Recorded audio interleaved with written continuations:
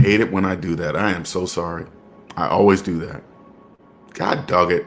I always do that. I always start talking. Don't look at the mic to see if it's on. Sorry. Anyway, welcome to another edition of Q&A Sundays. Okay. Welcome. My name is LJ Young. I'm your host. A reigning woman says I'm the first. Yeah, how you doing, reigning woman? It's Q&A Sundays, everybody. This is where I answer any and all personal finance questions. I know. At first, it didn't with no sound. I hate it when I do that. Too late. It's live. It's gonna go on now. Hate it when I do that.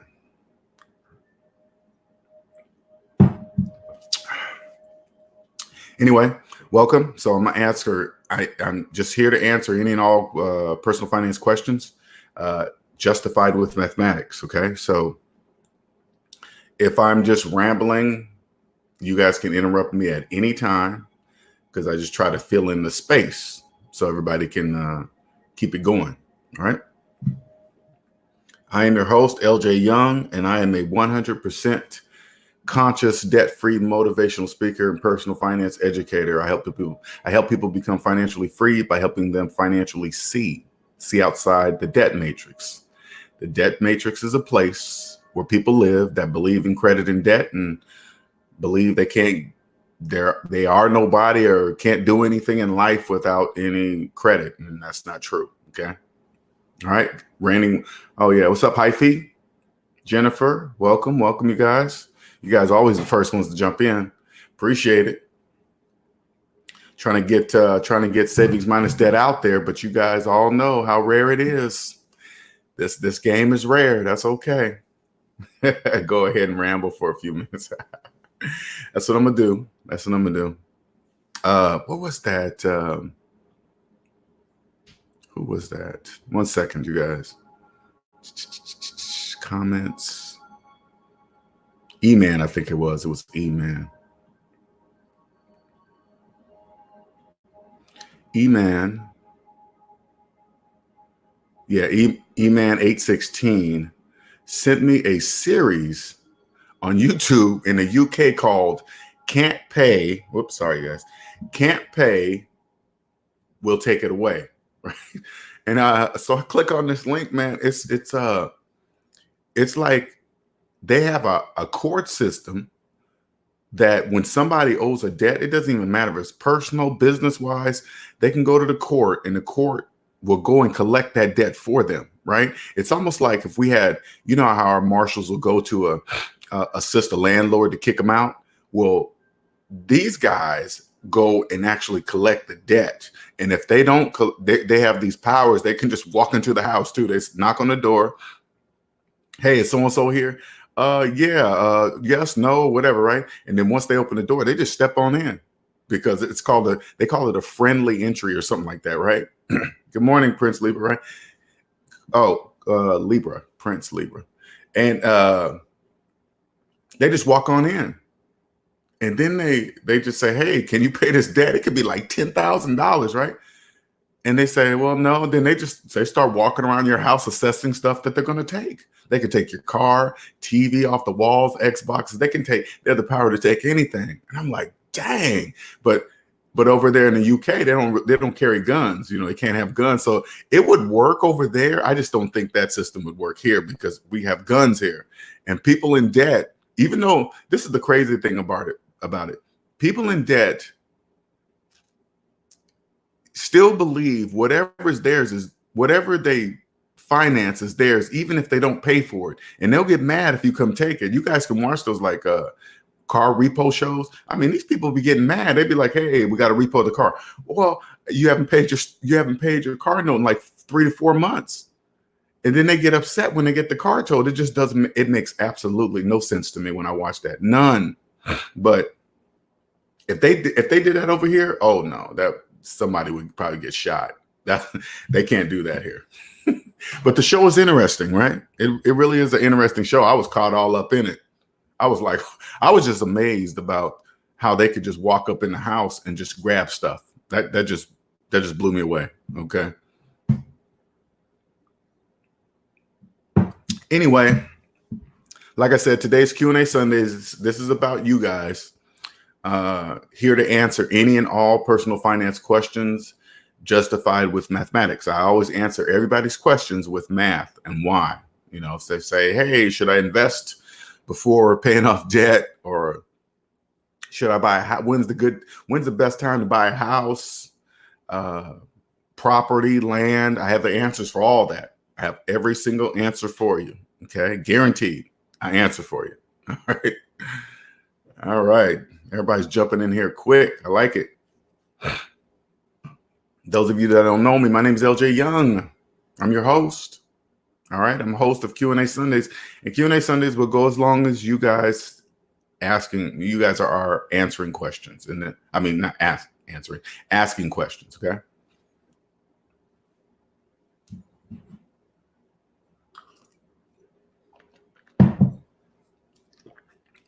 That coffee be drying my mouth out. I should wait next time a little longer.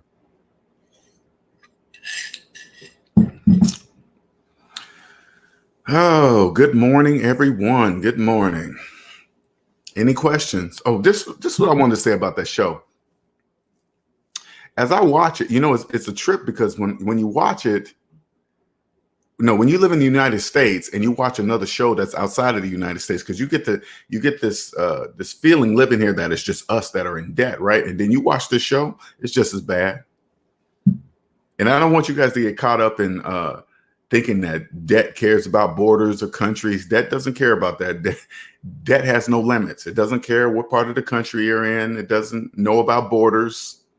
It can cross any border. Doesn't matter. No security check. None of that is needed. None of that.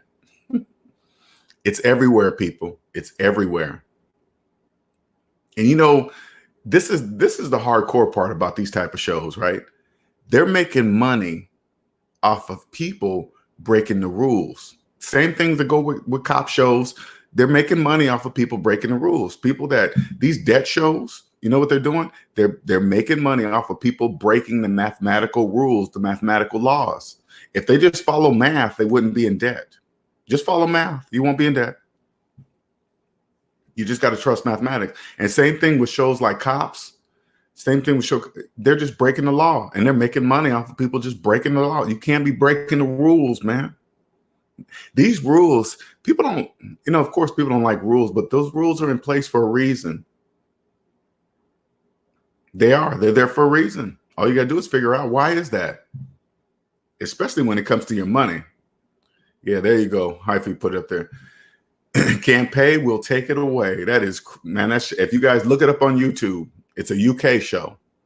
It's an interesting show. I went through when he put that link up there. I went through about a whole season within just in one day. I went through a whole season. I was just hooked. But also I want you guys to pay close attention too. Just same way with Cops. You ever notice how cops are always just in bad neighborhoods? Same thing with the show. The show is the same way.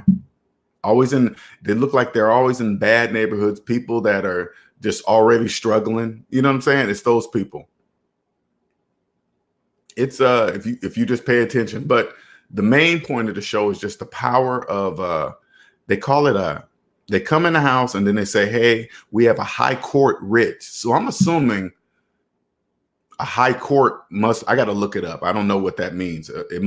I'm trying to find the equivalence to our court system, because I don't know what the high court means. And obviously the high court must mean something very important, because they can just walk in the house, take whatever. You can call the police. You can do whatever you want. They don't have to ask. They can come in your house looking through your drawers. It's just crazy.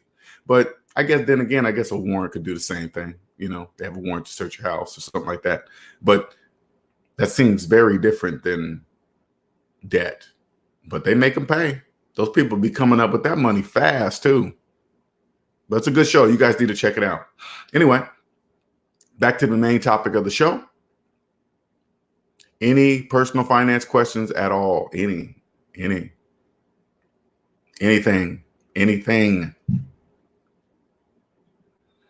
Lauren says, binge watching, out of debt this week.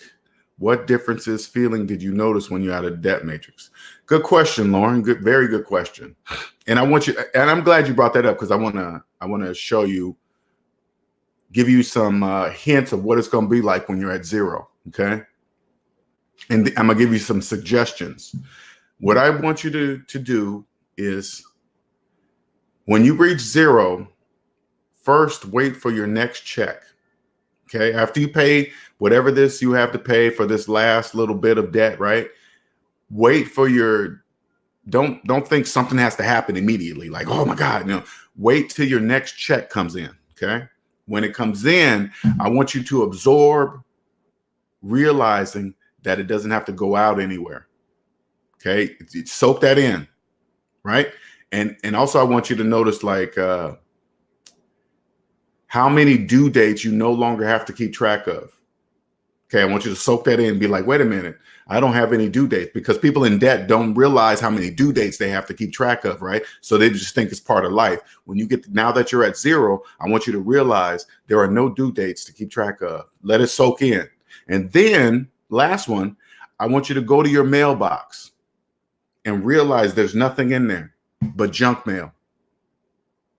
Soak it in to be like, wait a minute, I don't have to be scared of the mailbox no more. Nope, you sure don't, because there's nothing in there. You have no debt. It's going to be empty. It's going to be junk mail and credit card offers. Okay. And this is what you do when you have too many credit card offers. You keep letting them send them, right? They always give you a prepaid envelope to send back. Wait till they keep sending, wait, stack up their stuff for about a month and then put it in the self-paid envelope and make it real heavy and then send it back. They'll stop sending it to you. Okay. Guaranteed. Credit card companies are not in them wasting money. All right. They don't do that. They make money. So you stop all that. Let that soak in. Okay. That don't immediately think you have to be doing something now. Right. Just baby steps. Because those are the feelings. Those are the feelings that I didn't realize. It's weird. It's like, I didn't expect to say, hey, wow, I don't have to be scared of my mailbox no more. Hey, wow, no due date. No, I just realized that over time. Because the first check I got after paying off the last of my debt, I remember having so much money in my account. And I'm not saying, so when I'm saying my whole check, basically, not a ton of money, but my first check, and it wasn't going anywhere. So at first I thought I missed a payment. Did I skip something? Did I miss something? And no, it's just that you have no debt. So you got to get used to that. So give it about a month of that. Okay. Month or two, maybe. Okay.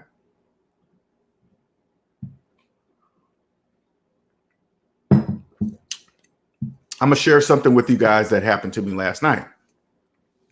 And this is for the people that have done what it takes to get to zero. And now understand what it means to have a net worth of zero. Okay. You fully understand mathematically, because you hear it all the time, right? You hear people shoot high net worths all the time, but you don't know if they mean what they mean, right? Because math is very definite. It's very exact. It is exact, not very, it is exact, right? So somebody telling you their net worth can mean totally something different unless you can add it up with mathematics. So now you understand, and your net worth is zero. So now that you're at zero, you start thinking about money collectively instead of individually. Okay. And what I mean by that is this now, because I want you to understand what is called phantom income, but you only can see it if you think about, you got to be out of debt first, what you are, and then you must think about money collectively, because remember, money would not work if we didn't all agree in the United States that this green piece of paper meant something. If we didn't agree, it wouldn't mean anything, right? So you got to think of it collectively. So now that you're out of debt, you got to think, people, there are millions of people in student loan debt. That's 45 million people. You're not. So all those monthly payments those people are paying, you're not paying it. So every time they make a payment of something that you no longer have, that's called phantom income. Now you combine that with car notes, trillions of dollars. You don't have one.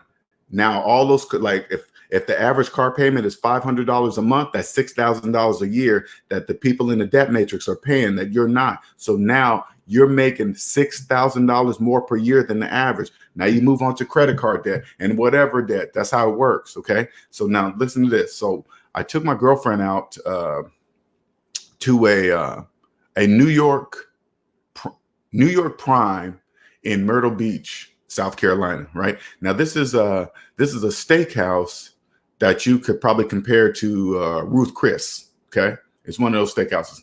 Now, when you walk in there, this particular was really nice. I ain't gonna lie, this restaurant was nice. And you walk in there and you can clearly see there's a different class of people in this restaurant. It is crystal clear, crystal clear. Okay. Different class of people, clear.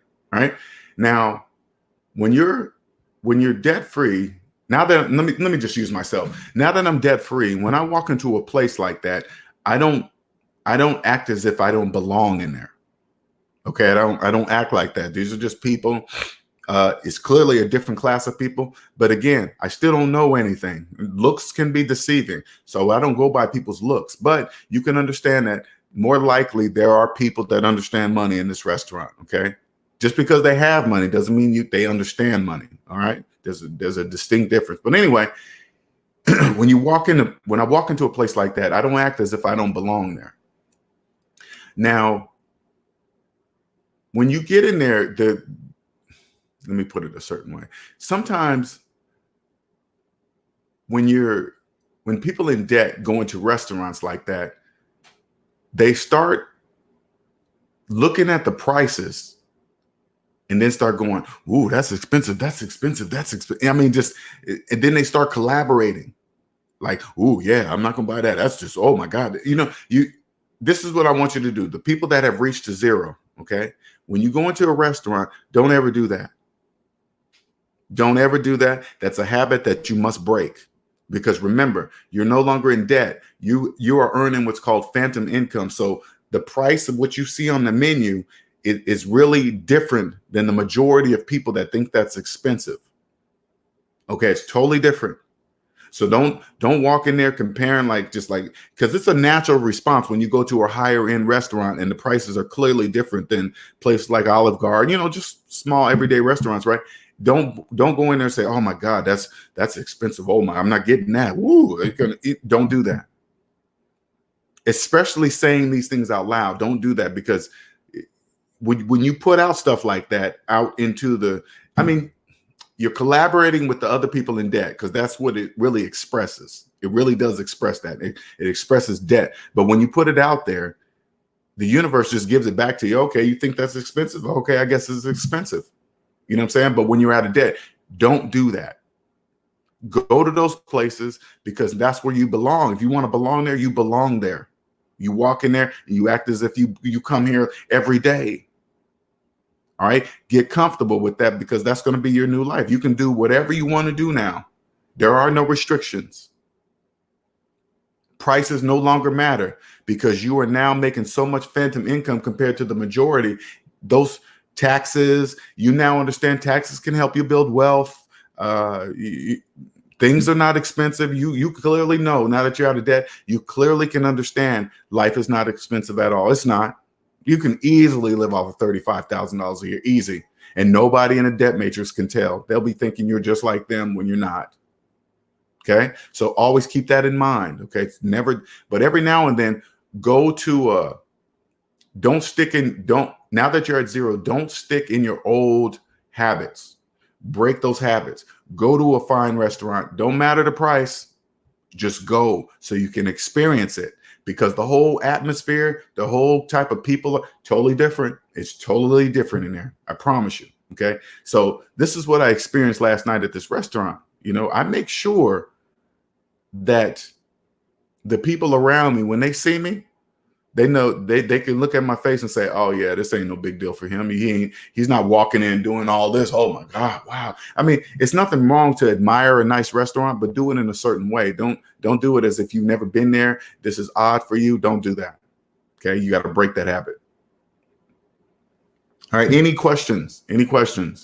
This is Q&A Sundays. Q&A Sundays. This is for you. And we will stay just as long as you guys ask questions. Okay. All right. We are on 20 minutes now. So we'll see here. I'm trying to keep this Q&A Sunday going. Trying to add something new, different. And I need some ideas.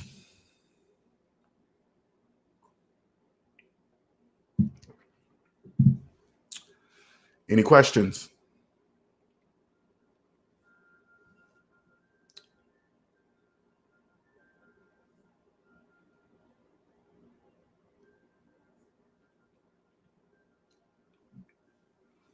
Lauren, did I answer your question okay, or did I leave out anything?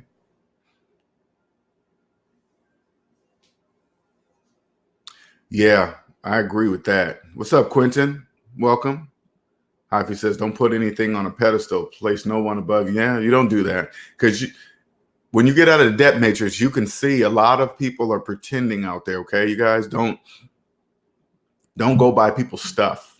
You just can't. And once you get out of debt matrix, you'll know better than do that. You won't just look at somebody's clothes, somebody's clothes or their car and think, oh wow, they must be rich. No, you won't do that anymore. Those days are done.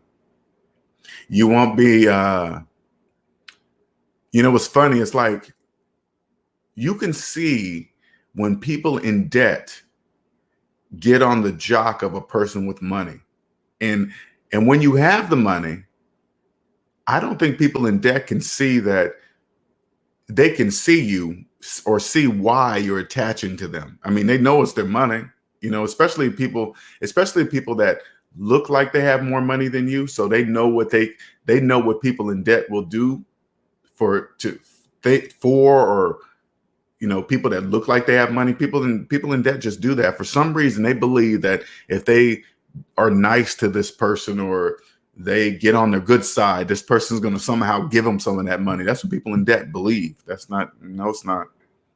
Unfortunately, people that know this, they just use people in debt. They just use them. Just use them.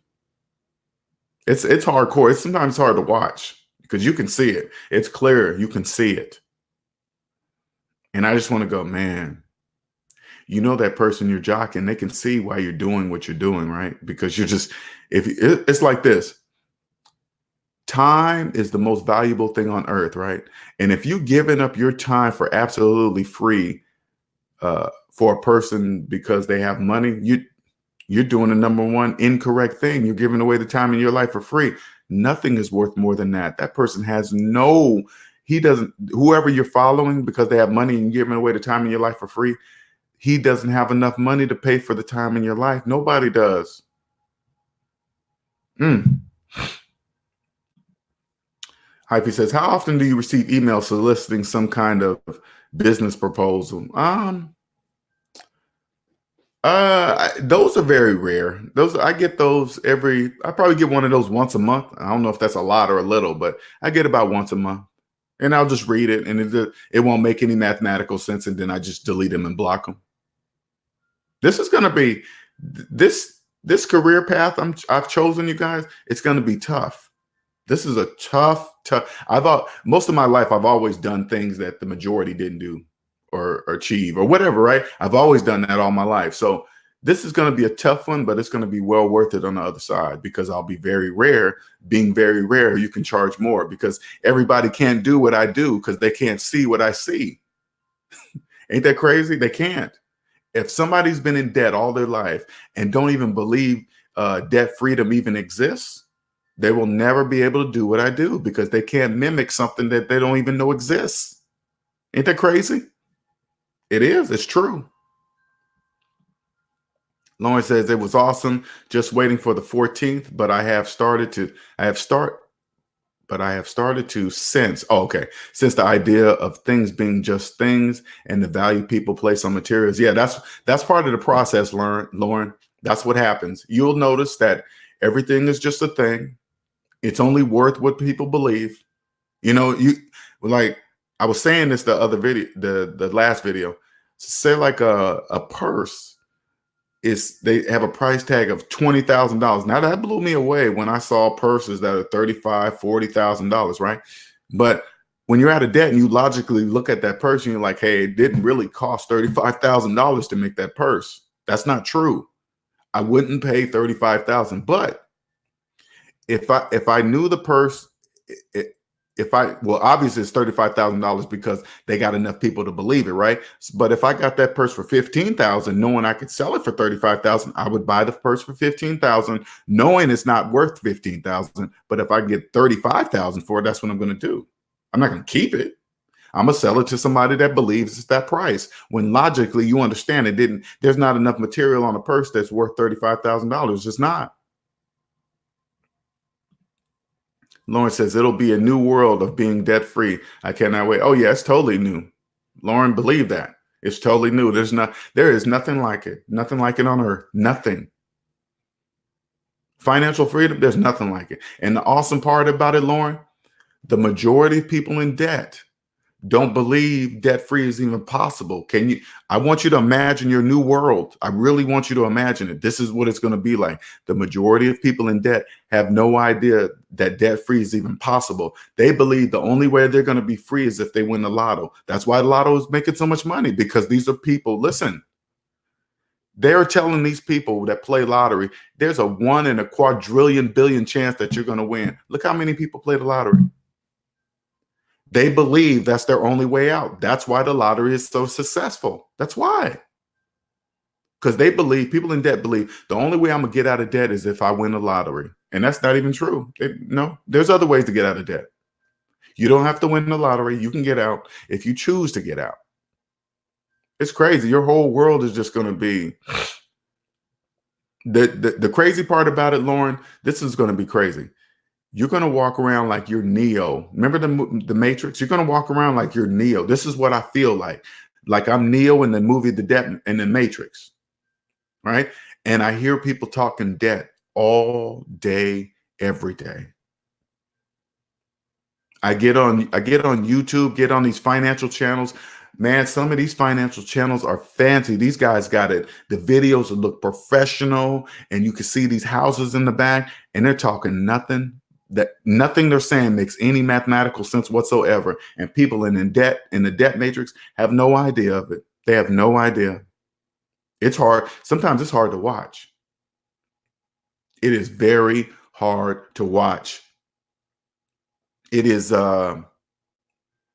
you'll be at work, right? And you'll see a coworker pull up saying, hey, look at my new car. I got a great deal, this and that. And they really, look at their face when they say it.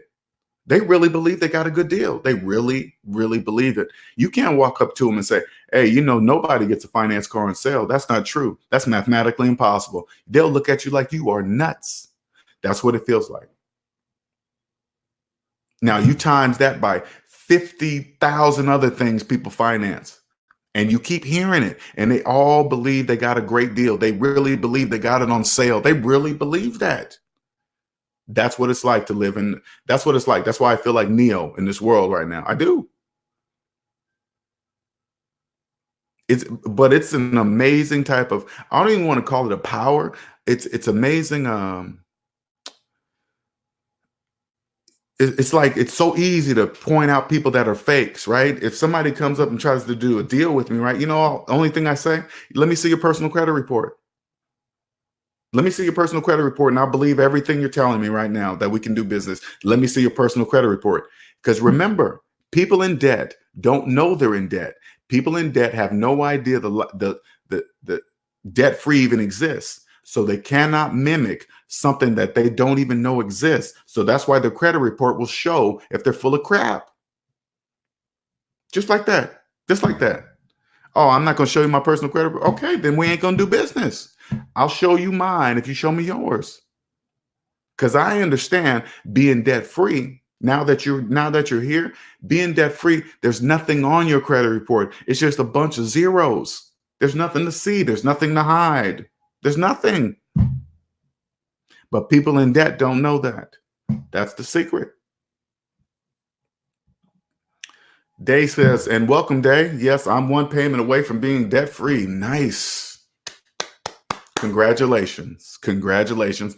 And Day, check it out. This is probably the only place you can come to be happy about it and express it. You can't tell anybody in a debt matrix. You know what they're going to think if you told them that? Oh man, you ain't got no debt? Yeah, you can let me borrow some money. You can't do that. They're not going to ask you, hey, how did you do it? They're going to say, oh, you have no bills? Yeah, you can let me borrow some money. You can't tell anybody in the debt matrix. So welcome, Day.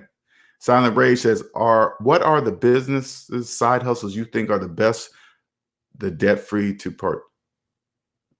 You think are the best for the debt-free to partake in?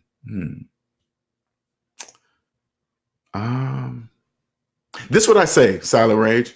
When you get to zero, you know, this is what happened to me. I believe everybody has a passion.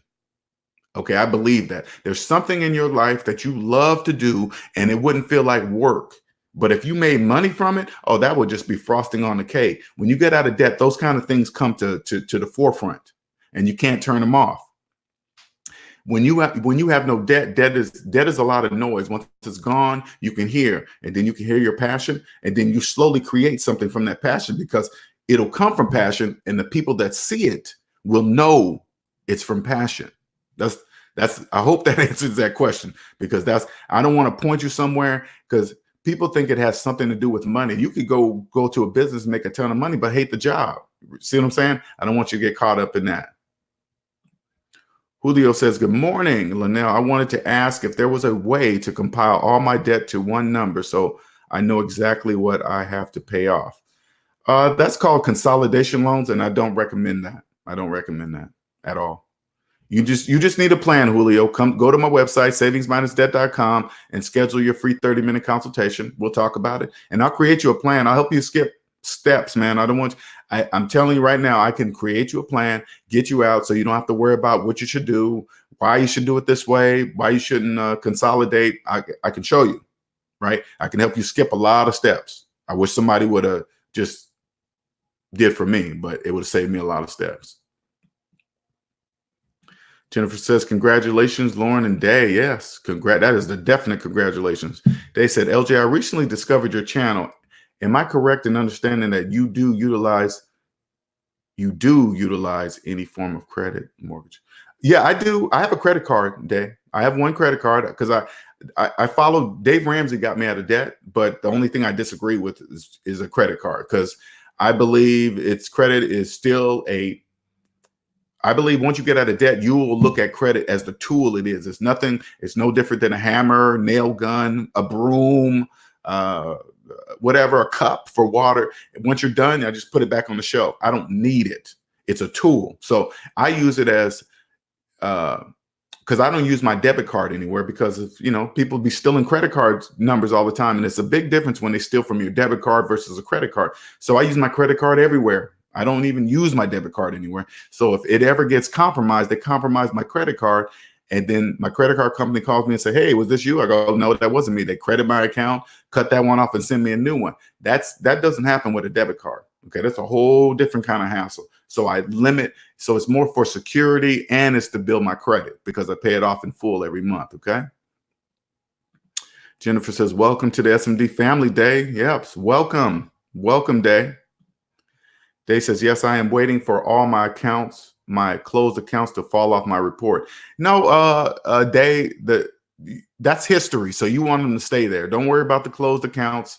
Just leave them there. I would just remove the bad ones. But as far as, I probably wouldn't even remove that. That's because that's all part of history. So just leave it. As long as they're paid off. Don't remove anything. Don't let nothing's going to fall off. Don't believe everything's going to fall off your credit report. That's a myth too. Only people in the debt matrix believe things fall off your credit report. That's not true. There's nobody waiting around saying, oh, it's 7 years. Beep, push the button. No, it's not true.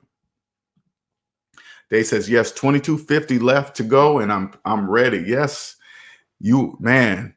I know where you're at. That last little, you just can't wait for your next check so you can just see that thing at zero. I remember those days, man. That was exciting. That was very exciting. Very exciting. Silent Ray says, see, this is how you know when people are close because people don't really post their debt numbers. But when you're almost at zero, it ain't nothing. You're just like, hey, yeah, this is the exact down to 9 cents. Look at Silent Rage down to 9 cents. You know that's somebody serious. Okay, straight up.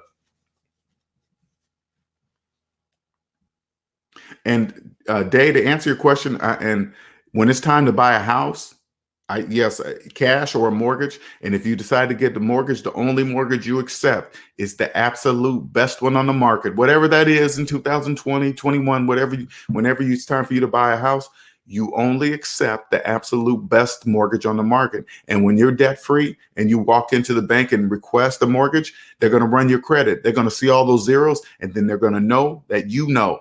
People in debt don't know this. People in debt do not know. People in debt believe that they're getting a mortgage based just on their credit score. That's not true. That's not true. They're looking at your credit score and your amount of debt you have. If you walk into the bank with a student loan older than your children, they're going to treat you like a child financially. That's exactly what they're going to do. They're going to treat you like a child because you don't know you're not supposed to pay 20 years on a 4-year college. If you don't know that, they're going to treat you like a child. You are. That's mathematical suicide. That's financial suicide. You go to college for 4 years and you're paying on 20, and then you're going to come to ask you're coming to ask the bank for some money for a $300,000 house, and you haven't even paid off your student loans. They're going to treat you dirty. They're going to treat you like a child. And when I say dirty, that's a feeling. They're going to treat you according to business.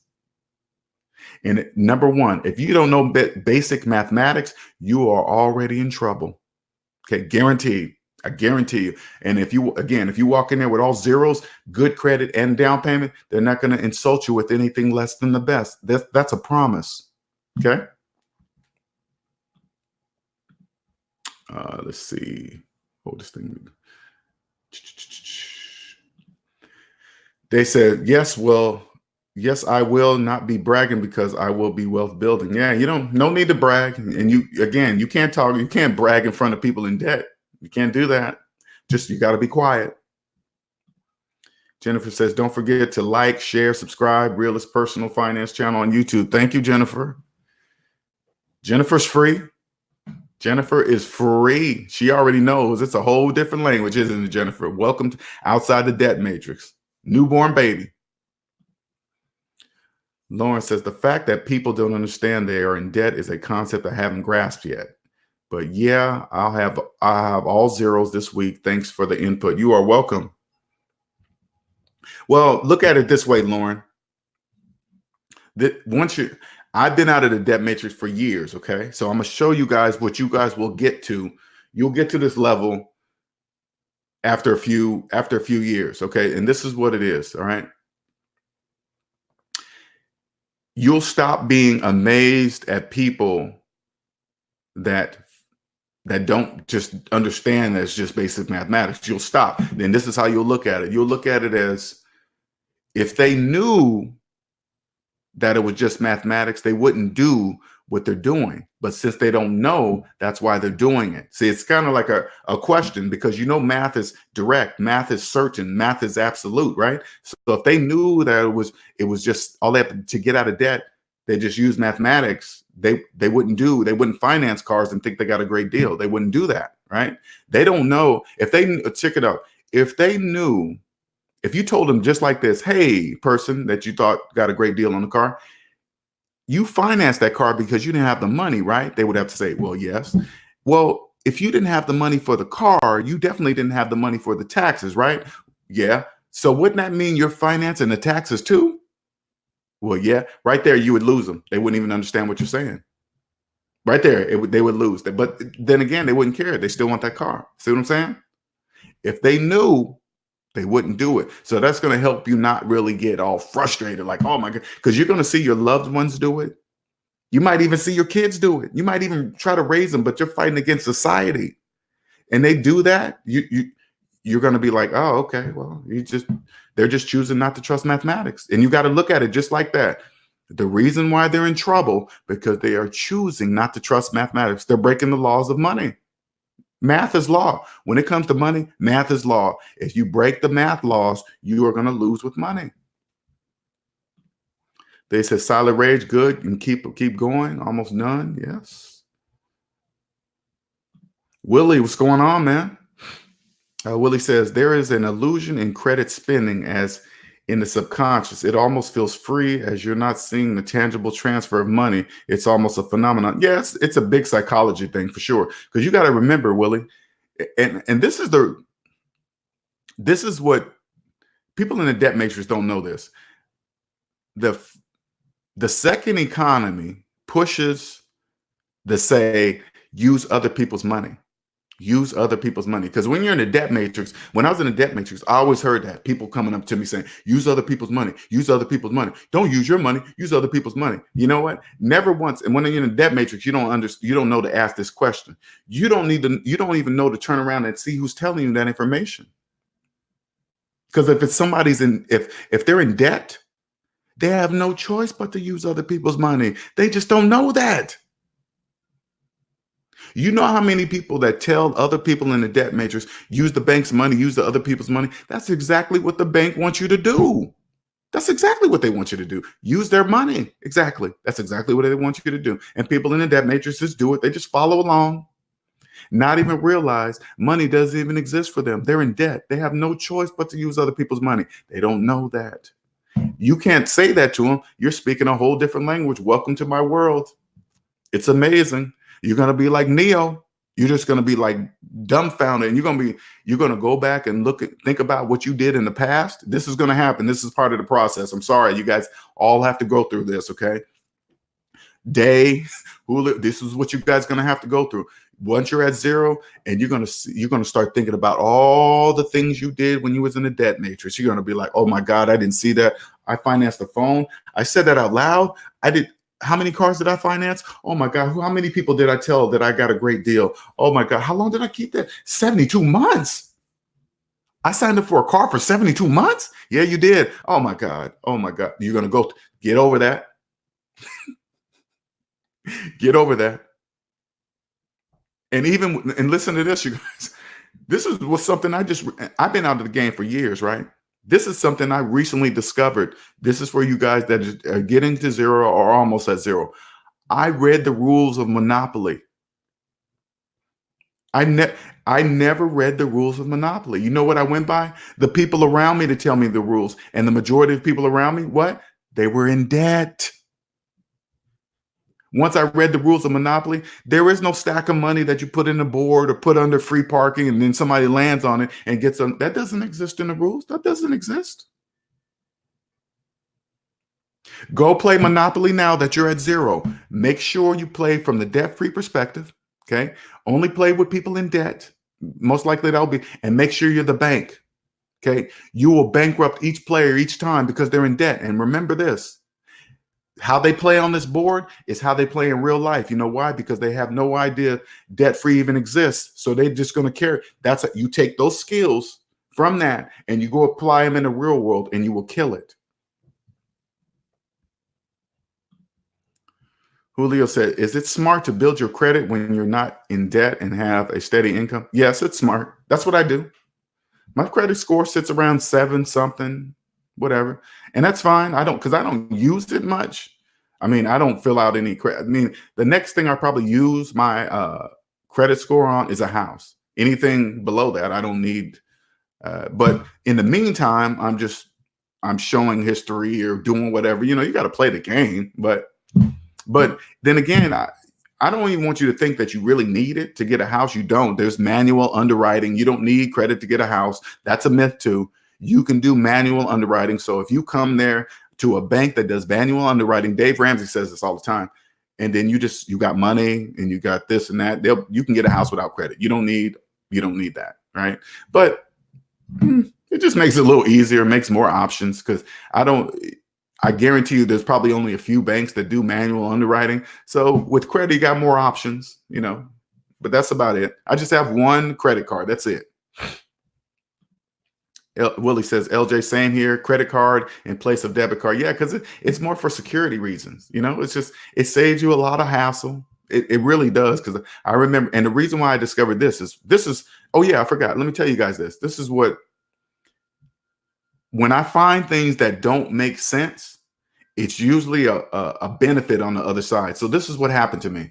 I remember my debit card got hacked one time, right? And they pull some money out that comes straight out of your bank account. And then I had to file a police report to say it wasn't me, even though they notified me that it wasn't me. And then I had to file a police report, give it to them. It took a whole week and then a week and a half for them to give me the money back. It was just a big, I was like, I thought having the Visa logo was so it could act the same way as the credit card. That's not true. That's not even true, right? Anyway, and then I said, okay. I said, what's the purpose of a pen if somebody can just use it as a credit card and press enter? The pen is pointless, right? It's actually pointless. You can just you have the option to use it as a credit card. You slide it and hit enter. But that means if I drop my debit card, somebody could just pick it up, slide it, go buy something and hit enter, right? So this is what I did. I said, hey, can you do me a favor? Take that Visa logo stuff off my debit card. I just want to use it as a debit card. You know what they told me? No. I said, what? I said, that's my money. What do you mean? No. Oh, we have a deal with Visa and MasterCard and we can't just remove that. I was like, okay, that doesn't make sense. I'm telling you that this is a clear, obvious hole. It's obvious. It's obvious. If you drop your debit card, somebody can pick it up, walk into a store, and it's got a Visa logo on it, and buy something, hit enter. Don't even need a pen. That's an obvious hole. I'm thinking, why would they leave off such a huge hole? Because it's your money. It's not their money. It's your money. Right? And I said, oh, okay. There's some money to be made in there. So obviously Visa, MasterCard got some money mixed in to putting out these cards, whatever. It's a deal, right? So now I just use my credit. I don't use my debit card nowhere except a ATM. I walk up to a bank and pull out money.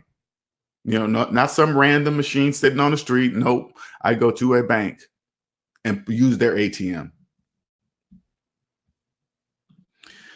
They says, what people don't calculate is their daily interest rate. Once I did that, it made me angry. This is costing what per day? This is costing what per day? Yep.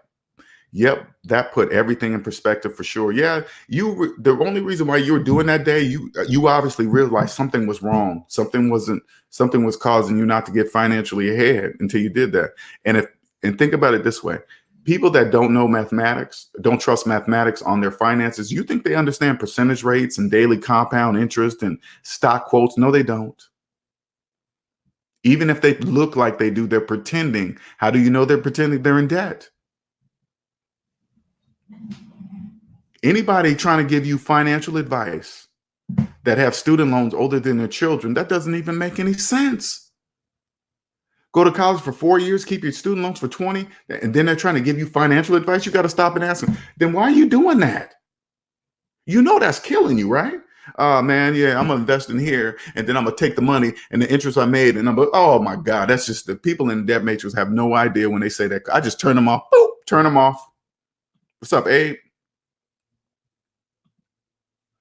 Will S says, what is your take on paying off charge-off debts such as credit cards, medical bills, if they are not reported on your credit report after you reach zero in your reported debt on Karma? Let me see what you're saying. What is your take on paying off charge-off debts such as credit cards, medical bills, if they are not? Tell me this, Will S. How do you know they exist if they're not even on your credit report? And when I come across stuff that's not on my credit report, in my mind, it doesn't exist. If I don't see it on my credit report, it doesn't exist. I would wonder, why are you telling me I owe a debt and you're not even reporting on my credit report? Something doesn't seem right. So that's what I would do. I would ignore it. Unless it pops up on my credit report, it doesn't exist in my mind.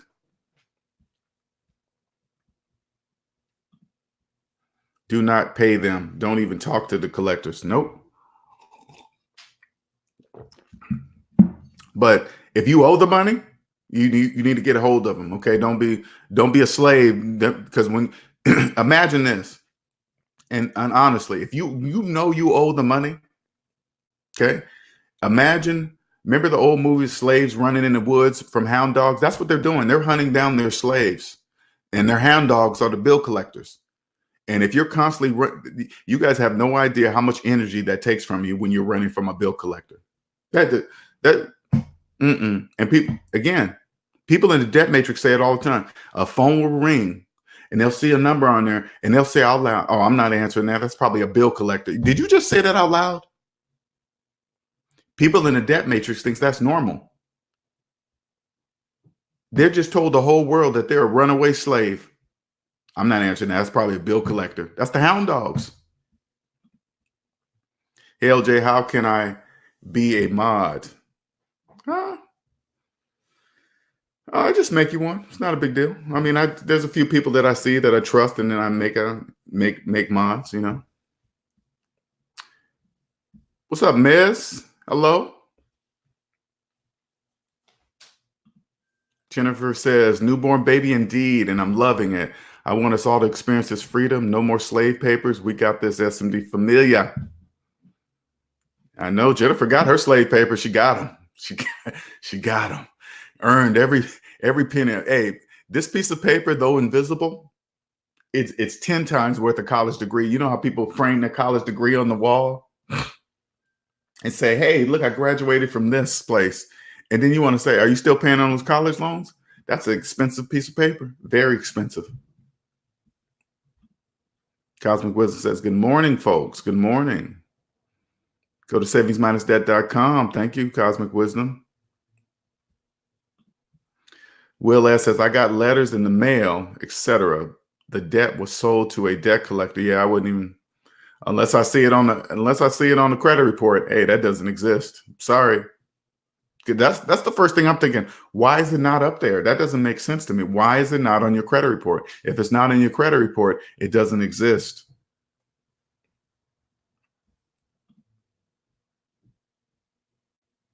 Just go to my website. Here, let me put this up there.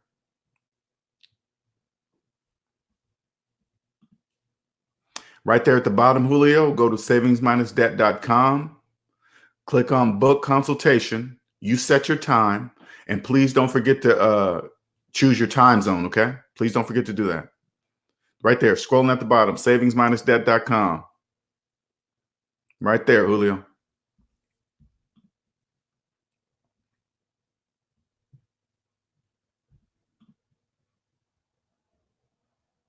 Thank you, Cosmic Wisdom. I appreciate that.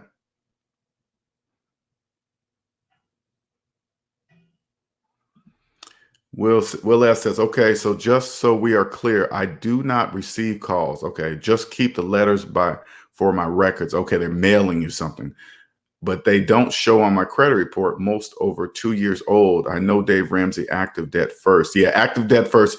Active debt is always first. Collections are last because you get to negotiate that. Trust me, when you're out of debt, you will negotiate your collections totally different. They won't be able to get a rise out of you. They won't be able to scare you. Hey, we're going to come do this and that. That kind of stuff won't scare you anymore. You'll be like, hey, and you won't be running from them anymore. You'll say, hey, here's my number. This is what I'm offering.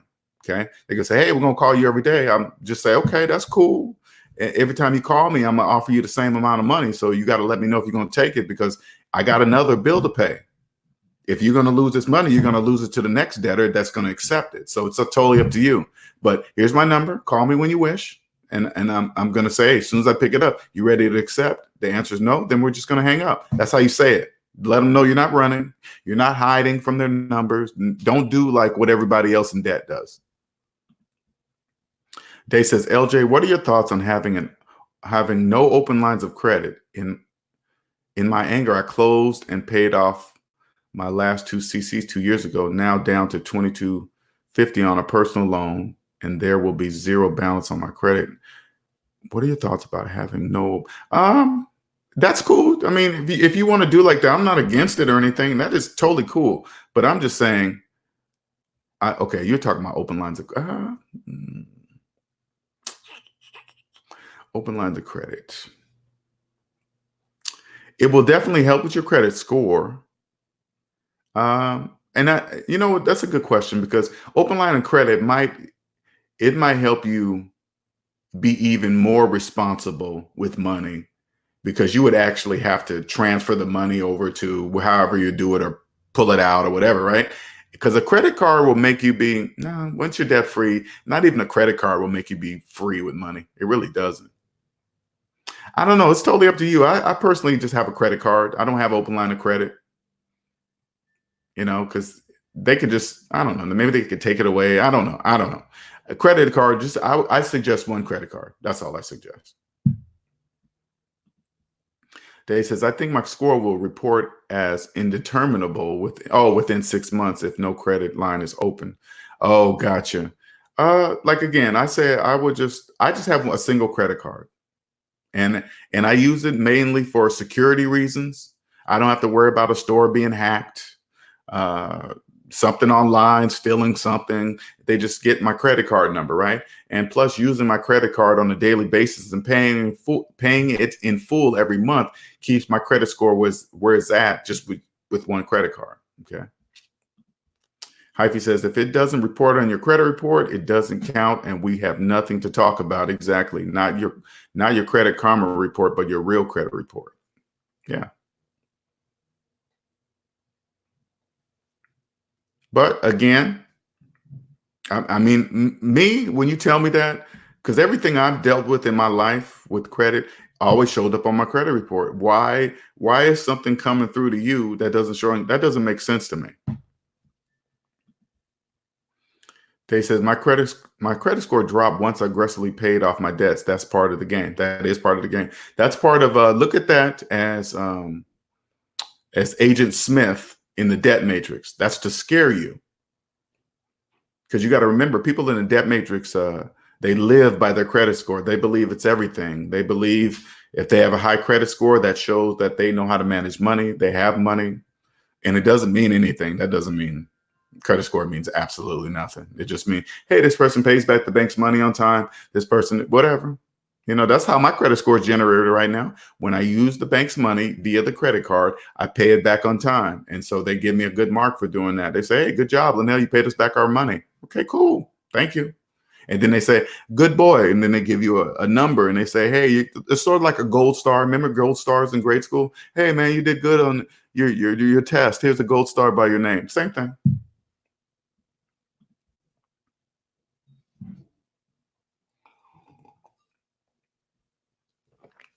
These are good questions. Thank you. Any other questions? Any other questions?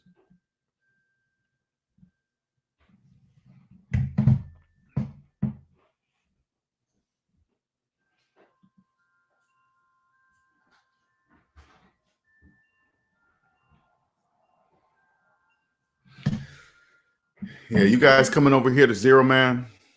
I just welcome. Congratulations, you guys. Day, Julio, you guys did what it takes to get over here, man. And I suggest you come see me. Okay. I can help you skip a lot of steps. There's a whole different side now. Now, once you become debt free, I want you guys to go back and watch my videos, because all my videos have two messages in them. One part is talking to people in debt. The other part is talking to people out of debt, because people that are in debt can't hear what I'm saying over here, right? But once you get over here, you can hear both. Understand that you now speak debt and debt free. Okay, so you can hear the people you're going to be able to hear the people that are full of crap. People trying to sell you something that they really are broke, and they don't know they're broke. That's why they're saying it. Always remember, if somebody tries to come at you with a scam or some kind of deal or whatever, remember, don't get mad at them thinking they're trying to scam you. Okay, just understand that whatever it is, right? Whether they know it or not, they don't know, it doesn't make mathematical sense, because scams don't make mathematical sense. That's how to tell it's a scam. They're not really hard. Scams are aimed at people in debt. They come up with these scams to make people in debt feel as if they're going to get something for nothing, when all the people in the debt matrix have to say is, hey, would you ever mail a check to somebody sight unseen for a product that you never saw before? Would you ever mail somebody a check like that? No. Then why do you think this person's going to do it for you? That's all they got to do. But you catch a person in debt that's desperate, they're going to believe whatever the scammer is going to tell them. Cosmic Wisdom says, speaking of credit cards, I got mine back to zero. Put some rental house repairs on it for 2 months. Okay. That's business. Now I can rock with you guys again. That's just, and remember, I want you to see what Cosmic Wisdom was saying. She using hers for business. She didn't say, hey, I bought an Xbox with it and some games. She said business. Will S says maybe they didn't report it because most were small debts, $37, $39, 30, one medical bill that is $636 showed up on that. Okay. Well, I suggest this, okay? Again, if they're not showing up on the credit bureau, hey, to me, in my mind, they don't exist. Okay? I don't trust that. Day says, what are your thoughts on taxable brokerage accounts? Okay, this is what I want. Okay, good question, Day. This is what I want you to do right now, though. Okay? I want you to understand what is called phantom income when it comes to taxes. Okay, this is a must do while you're a regular person, so you can understand, because it'll be 10 times that once you come over to business. Okay, this is what I want you to do. If you have a job that offers a 401k, and a 401k you can max out at $19,500. Okay.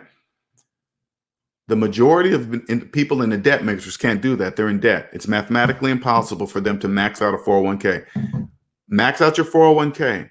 You get to take $19,500 to put in your 401k, earning interest, get the match and all that stuff. But the real money is this. You get to take that same $19,500 off of your taxable annual income. It's like double dipping. One you can see, and one that is phantom to those whom are in debt. They can't do this. They have no idea it exists. They wouldn't even know if you told them. You get to take $19,500, which lowers you in your tax bracket. Taxes is guaranteed ROI. This is why taxes can help you build wealth. And then you move on. If you make enough money, you do this. Then you move on to the HSA. These are all pre-tax options. Say like you had a family health savings account. Say like you had a family. You can max out, I believe it's $7,000 now. Okay. You could take an additional, on top of the 19.5, you can take an additional $7,000 off of your annual income, lowering you in your tax bracket. And the government says, if you do this, that money that you put in this thing right here, in this HSA, you get to use to pay for any medical, out-of-pocket medical expenses you want. And guess what? We're not even going to charge you tax for it. So not only are we going to lower you in your tax bracket, we're going to save you an additional money by every time you're using this card, you get to use the whole dollar. It's not even taxed. People in debt can't do that, nor do they even know that it exists. They don't even know. See what I'm saying? This is what you work on now. Once you understand what I'm showing you right now, you're going to be like, oh, and then when you come over to business, you 10 times that, because right now, the average worker is considered under ordinary income. They are taxed the highest. Once you learn these habits, say, oh, taxes can help me build wealth. Yes, because any tax evasion is illegal. Tax avoidance is not. The only way you can avoid taxes, you must be out of debt. If you're not out of debt, it's mathematically impossible for you to do or even see. Got it? They said, I asked my employer and they said they don't offer HSA. Okay, that's cool. But do they offer 401k? I wish they did. It'd be awesome if they did. Look for all pre-tax options. Okay, as a regular worker, this is what you must play with. Play with that. Once you understand to see the difference in the savings, you'll see. And then when you come over to business, it'll be tenfold that.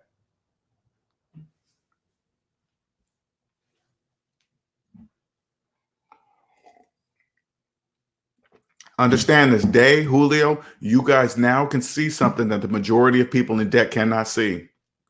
Never once out of my whole career, never once. I'm ashamed to even say this, you guys. I'm ashamed to even say that. Never once did I max out my 401k. Never.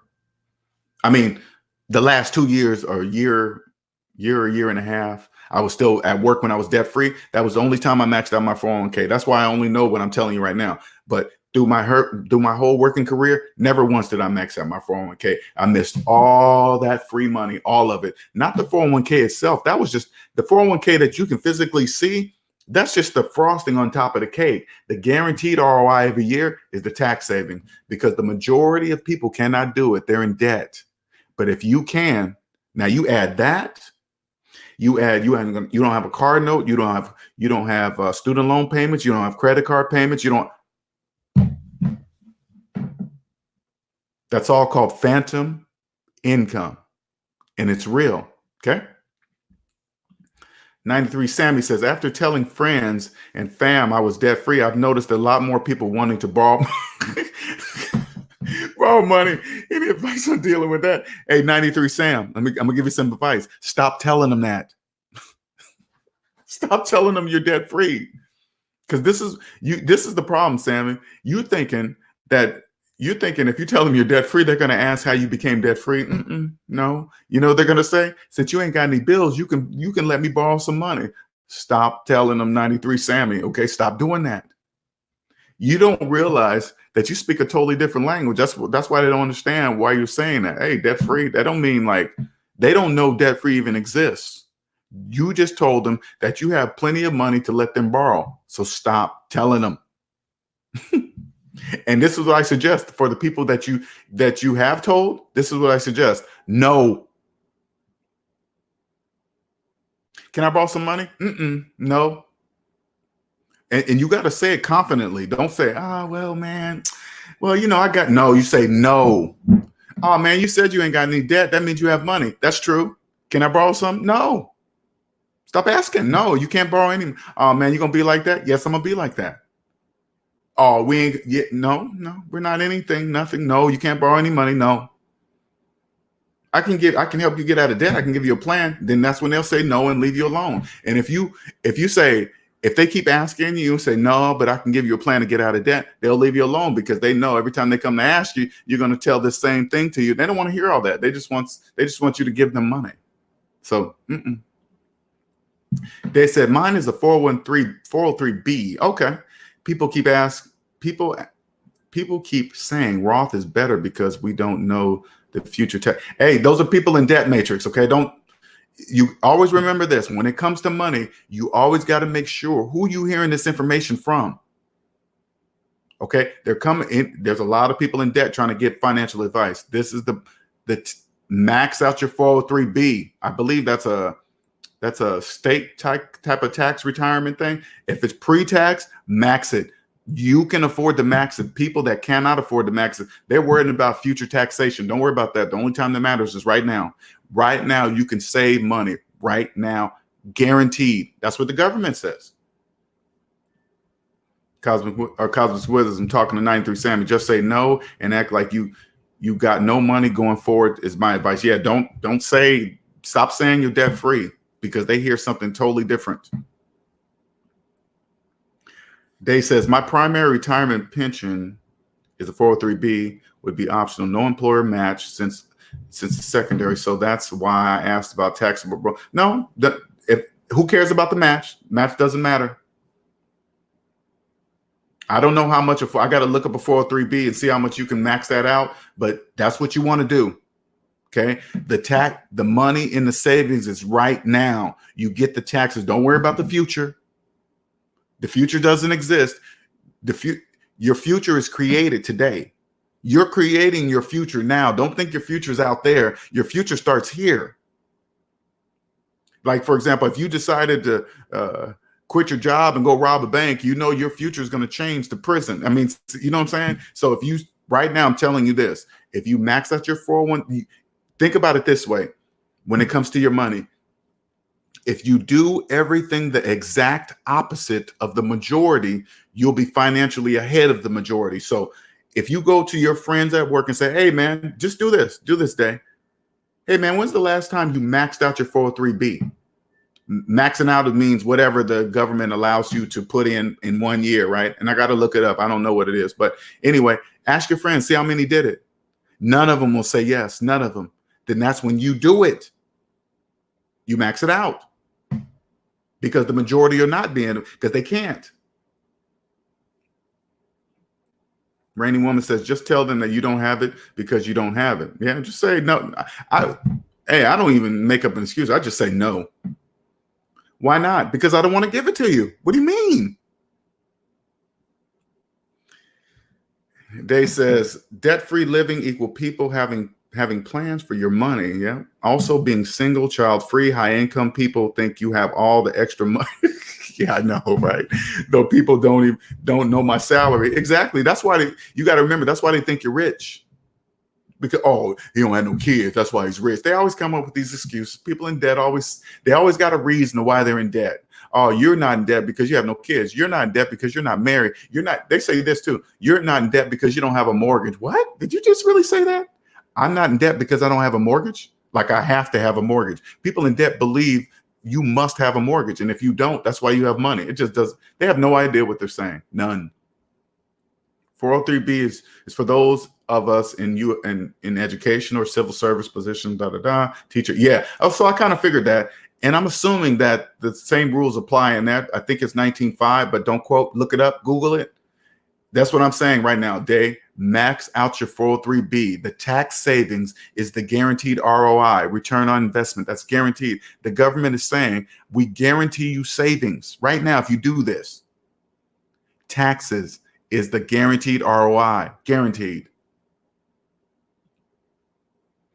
Cosmic Wisdom says 403B is the same as a 401k as far as contributions and withdrawal. Okay, cool. Yeah, so max out your 403B. If you can afford it, do it at $19,500 starting right now. Now, check it out. When you do this, this is what's going to also happen. When you decide to max it out, the HR is going to call you to see if you made a mistake. They're going to be like, hey, yeah, we saw that you logged in and raised your bar to 19.5. Was that a mistake? You're going to say, nope, that's not a mistake. That's on purpose too. You know why HR is going to call you? Because the majority of people don't do that. So they think it's a mistake, but it's not. Max is the same 401k 19.5, and I do Roth IRA while I am still in the income tax bracket, then backdoor Roth. Okay, but so have you been maxing out your 403b? Have you been maxing it out? Because if you haven't, that would be priority for me. The most money I can get in tax saving, that's the way I'm going. Do this practice. Keep doing this. Look for all pre-tax options first. All pre-tax. I don't care what retirement plan. If you say, hey, if I can invest in that, taxes, I can take taxes off of that. Yeah, that's the one you want.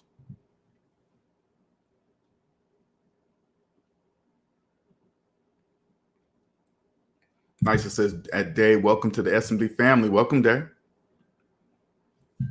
Cosmic Wisdom says some teachers also can contribute pre-tax to a 457 plan and additional 19. Man. But you know the messed up thing about that, Cosmic Wisdom? Teachers don't make that kind of money to do that. So imagine you telling a teacher that they can max out a plan at 19.5 and they get the money they make. And they're in debt with student loan debt. Because check this out. This is messed up. You'll see a teacher's salary, but you'll see how much they have to spend on a degree to get that salary. And then by the time they have to school, they start having kids, get a house and a car. You think they're ever getting out of that? They're not getting out of that. You think, and then you're gonna come up to them and say, hey man, you can max out your 403b, and it's no. That's why it's guaranteed. If you're debt free and you can do it, if they were debt free, they could do it. But if you're debt free, you can do it.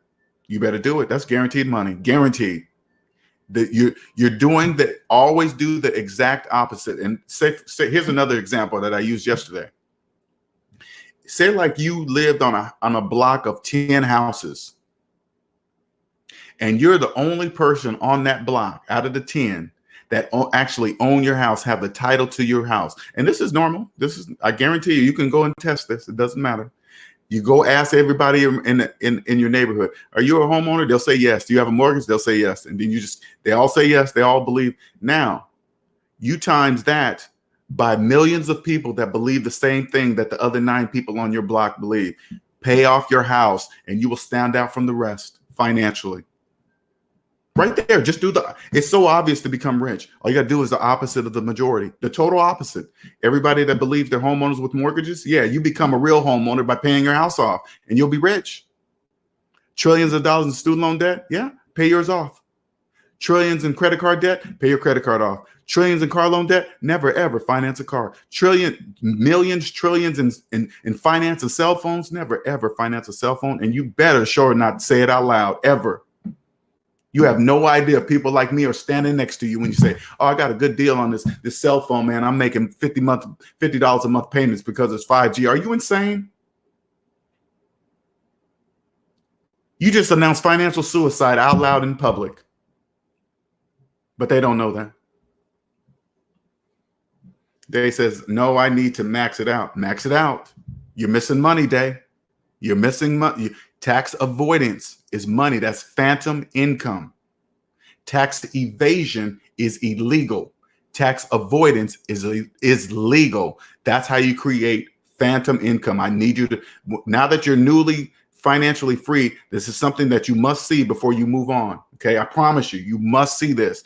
And I want you to max out your 403B. Look for retirement, something, whatever out there, because I'm not an expert of retirement. Look for somebody that's a professional to say, "Hey, man, what's all the pre-tax options I have right now?" Look for them all, because all those pre-tax options are guaranteed cash. Cosmic Wisdom says, "True about teachers. Some others in state and federal can do 457 plans as well." Yeah, that's hardcore for teachers, man. They don't even make any money, and then they got their student loans are more than their annual salary, and then you come to them and say, "Hey, man, can you max out a 403B or 450?" They're going to look at you like you're insane.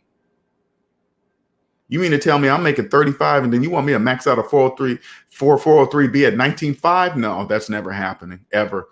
That's exactly why. Day says, "Yes, I have the option as a 457B, both for." Ooh, I would. What's the max on the 457? What's the max on the 457B? Is that same 19.5?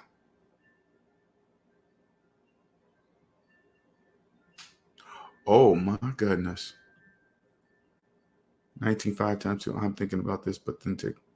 Oh my. So you can max out, Cosmic Wisdom. Are you saying you can max out a 457 and a 403B in the same year? Is that what you're telling me? I don't know. But if I'm making 100,000+ a year, you better believe I'm maxing out both.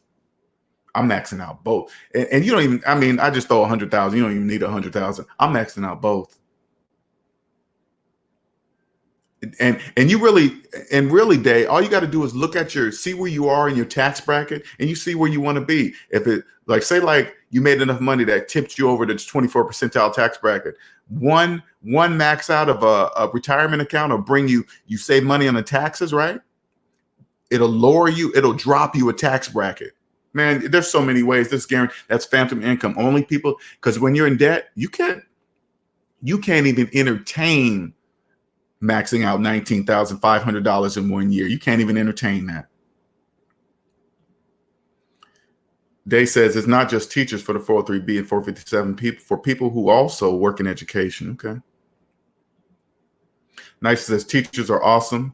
I can't wait for the day LJ is speaking in classrooms or even have his vids playing in school. Man, you know what, Nice? You're right. I'm so excited for that to happen. I cannot wait. I cannot wait. I am looking forward to that. To be in a classroom. It doesn't even matter the age, especially younger kids. They're closer to basic mathematics than grown folks. If I can catch them at a young age and say, "Hey, you guys, hey kids, if you want to be rich, always trust mathematics. Never, if it doesn't make mathematical sense, it doesn't make financial sense either. If you stick with that, you will be rich." Day says some of these students I work with have better phones than me. Yeah. The parents are teaching them young. Teaching them young. You think the parents are paying cash for those phones? No, they're not. They're not paying cash. There is no way a parent is walking in the store, dropping $1,000 on a cell phone and then handing it to their child. No, they're not. I guarantee you they're financing them because they don't think of it that way. They think it's other people's money. That's what the banks want them to think. That's perfect. The banks have this down, man. Take it out of their mind that it's not their money. It's not a big deal. And when it's their money, because people in debt don't know they're in debt. Money doesn't exist for people in debt. They're in a negative. They don't even realize they have no choice but to borrow money. They have physically, logically, no choice. They don't know that. Kurt Wagner, hello. Thank you for the information that you provide on this channel. You are welcome, Kurt. I'll be seeing you with these comments. I'll be seeing you in there. I see you. The same. Woo. When you're debt free, you have no idea what that means. That's guaranteed money. Don't worry about the future. That's a trick. Okay. There's a whole bunch of tricks, statements that people in the debt matrix make. People in the debt matrix always worry about their future, never even understanding you create your future right now. You don't create the future in the future. You create the future now. Get out of debt. When it comes to money, math is law. If you break the laws of money, you're never going to be rich because you keep breaking the freaking laws. Cosmic Wisdom says, so 19.5, 239 pre-tax contribution. Yep.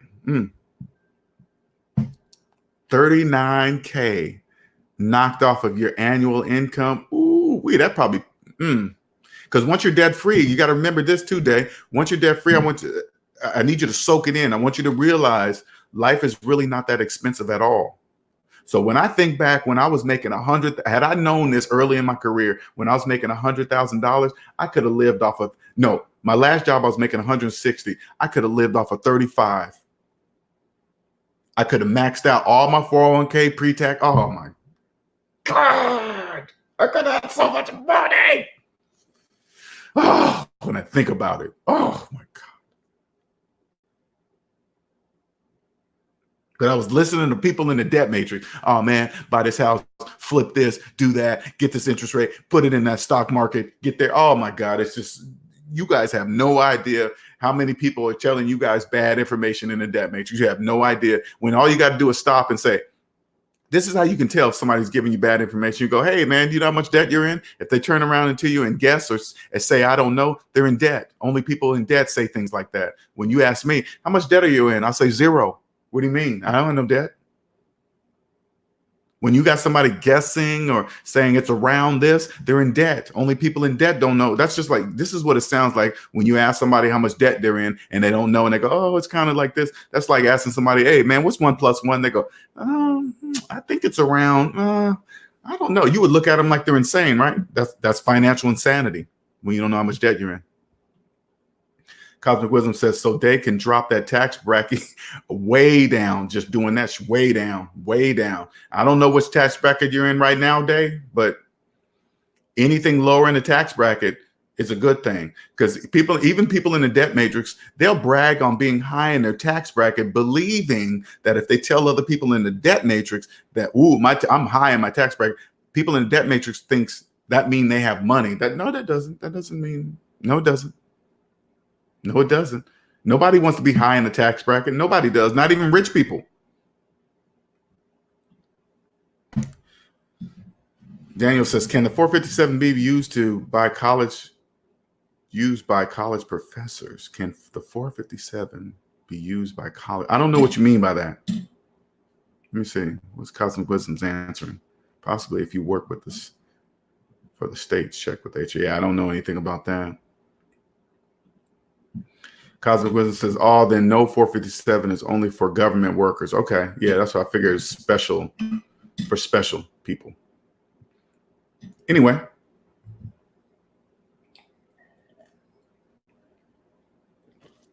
Man, you could do that twice. Oof. That's 39,000. I would have did that in a heartbeat. That's guaranteed phantom income. Taxes, this is when I say this is why taxes can help you build wealth. This is how it does it. Any taxes you pay less than the majority is money in your pocket. People in debt can't see what I'm talking about. They have no idea what I mean. What do you mean phantom income? It's only phantom. If you're in debt and you're trying to figure out what phantom income means, it's mathematically impossible for you to see it because you're in debt. It's only phantom to those who break the laws of mathematics. You can't see it. You break the law, you can't see it. That's the law. You want to see phantom income? Yeah, you got to believe in mathematics. If you don't believe in mathematics, you can't see it. That's the law. That's the mathematical financial law.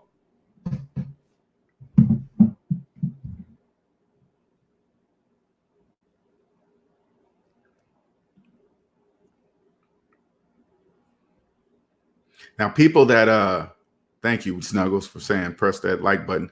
For people that may come into the channel and still don't believe me, I'm gonna say something to you guys that might just blow your mind. You're like, how does he know that? Okay, if you've been in debt all your life and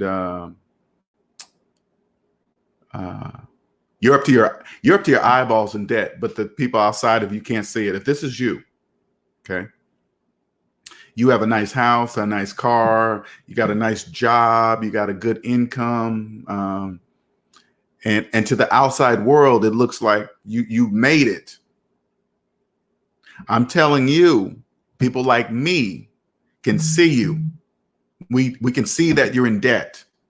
Now, don't get upset by that. Don't get upset like, hey, you Mr. Smarty Pants, you don't know anything. Yes, I do. All I got to do is see your personal credit report and I'll know you're in debt.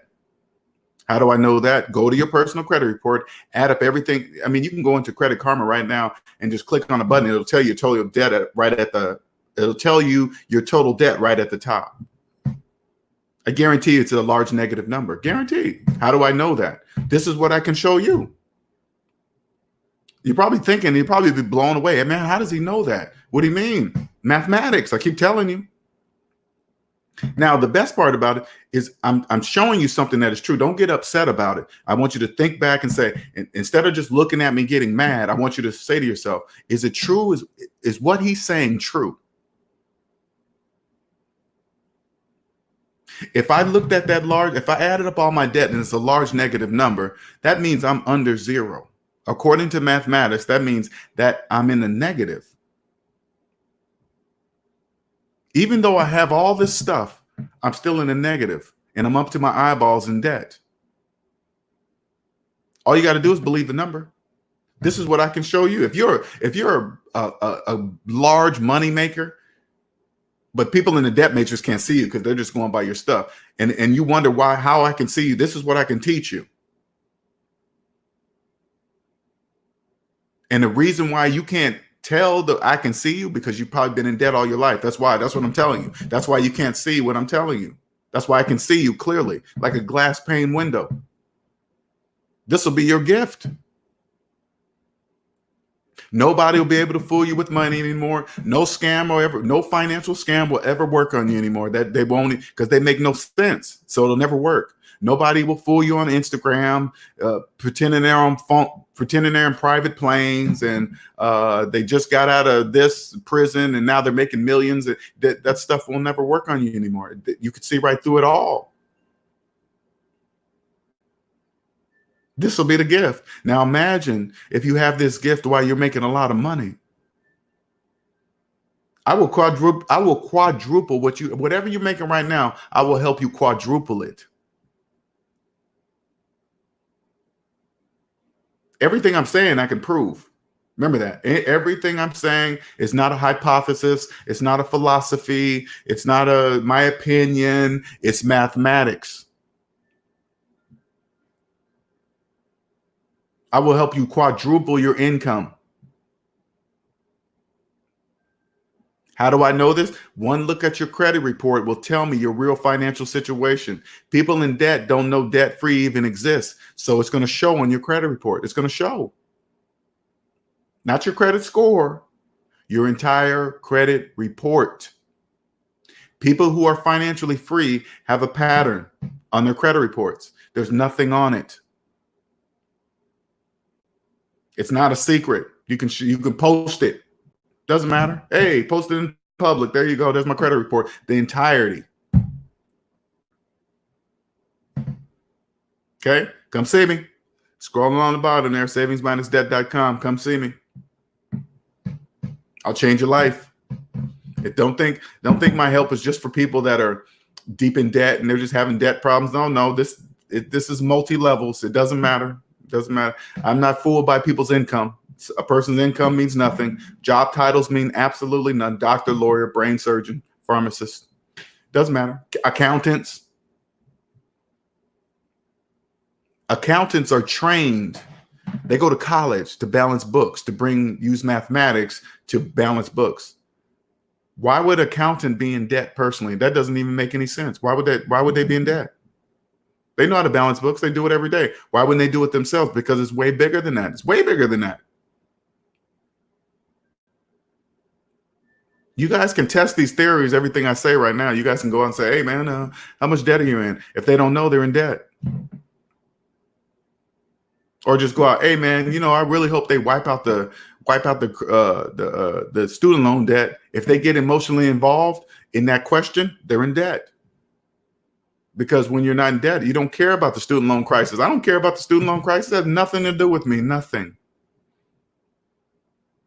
I don't care. That's how it is. Okay, Cosmic Wisdom says, I'm off for my Sunday brunch. So to recap, 457 is for the government workers and education. My jewel of the day. Enjoy your Sunday. Yeah, 457. I learned something new today. Have a good one, Cosmic Wisdom. Any other questions? Okay, we're going on hour 30 minutes. I've been doing all the talking. Any other questions? If you're new to my channel, don't be afraid. Don't be shy. Just in case, let me put this up here because sometimes people like to join the conversation and ask. If you want to ask a question live, you can do that too. There's the link. You can come on. You don't have to get on camera. You don't have to get on camera. You can just use your voice.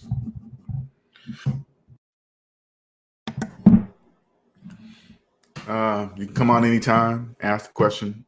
Maybe something you want me to go into detail. Maybe you watched the previous video and wanted me to go in more detail about it. Let me know. Maybe that's it. So Q&A Sundays are for you guys. So if we run out of questions, we're going to cut it off here. Okay. I'm excited to go to the Costco during the Super Bowl. I'm going to be able to own Costco. It's going to be totally empty. I don't follow sports, so I don't really care about Super Bowl and all that other stuff.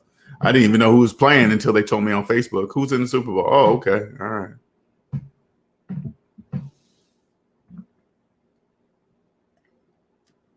Any other questions?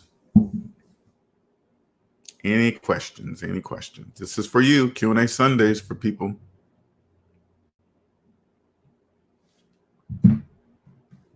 For those of you that free 30-minute consultation, scrolling there along the bottom, go to savings-debt.com and schedule your free 30-minute consultation. Go there, click the book now button or book consultation, and then don't forget to set your time zone.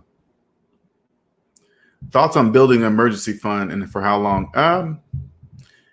One thing you'll also notice today is you needed an emergency fund for when you were getting out of debt. Okay. Now that you're debt free, your money's going to stack so fast. You're not even really going to think, you're not going to really think about an emergency fund because you're just going to have money in the bank. You just do, right now you get to zero. Your expenses are really low. You have nothing.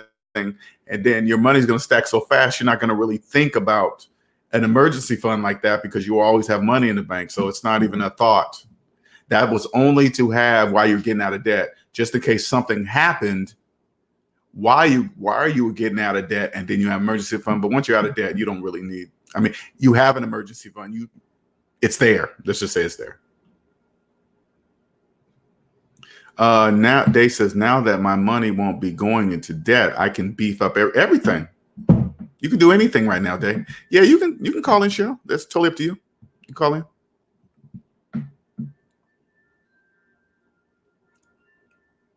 Yeah, so don't look at having an emergency fund like that anymore, again, because you'll just have money. You don't think about it like that. Those days are done. You're at zero, or you'll soon to be at zero. Yeah, anybody call in anytime. As long as you got a good connection, as long as you don't cut out and be staticky and stuff like that. But totally up to you.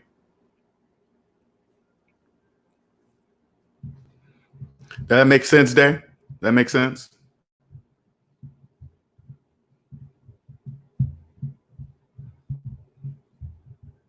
Any other questions?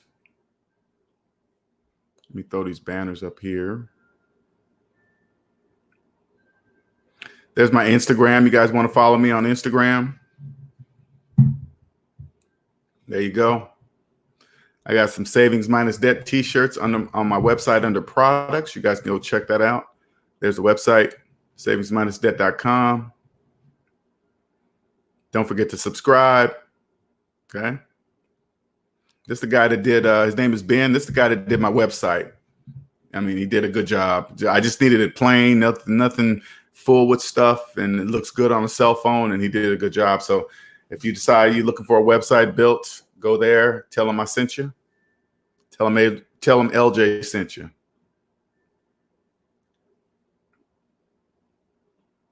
You got to click on that link, Shell. Here, let me put it there one more time.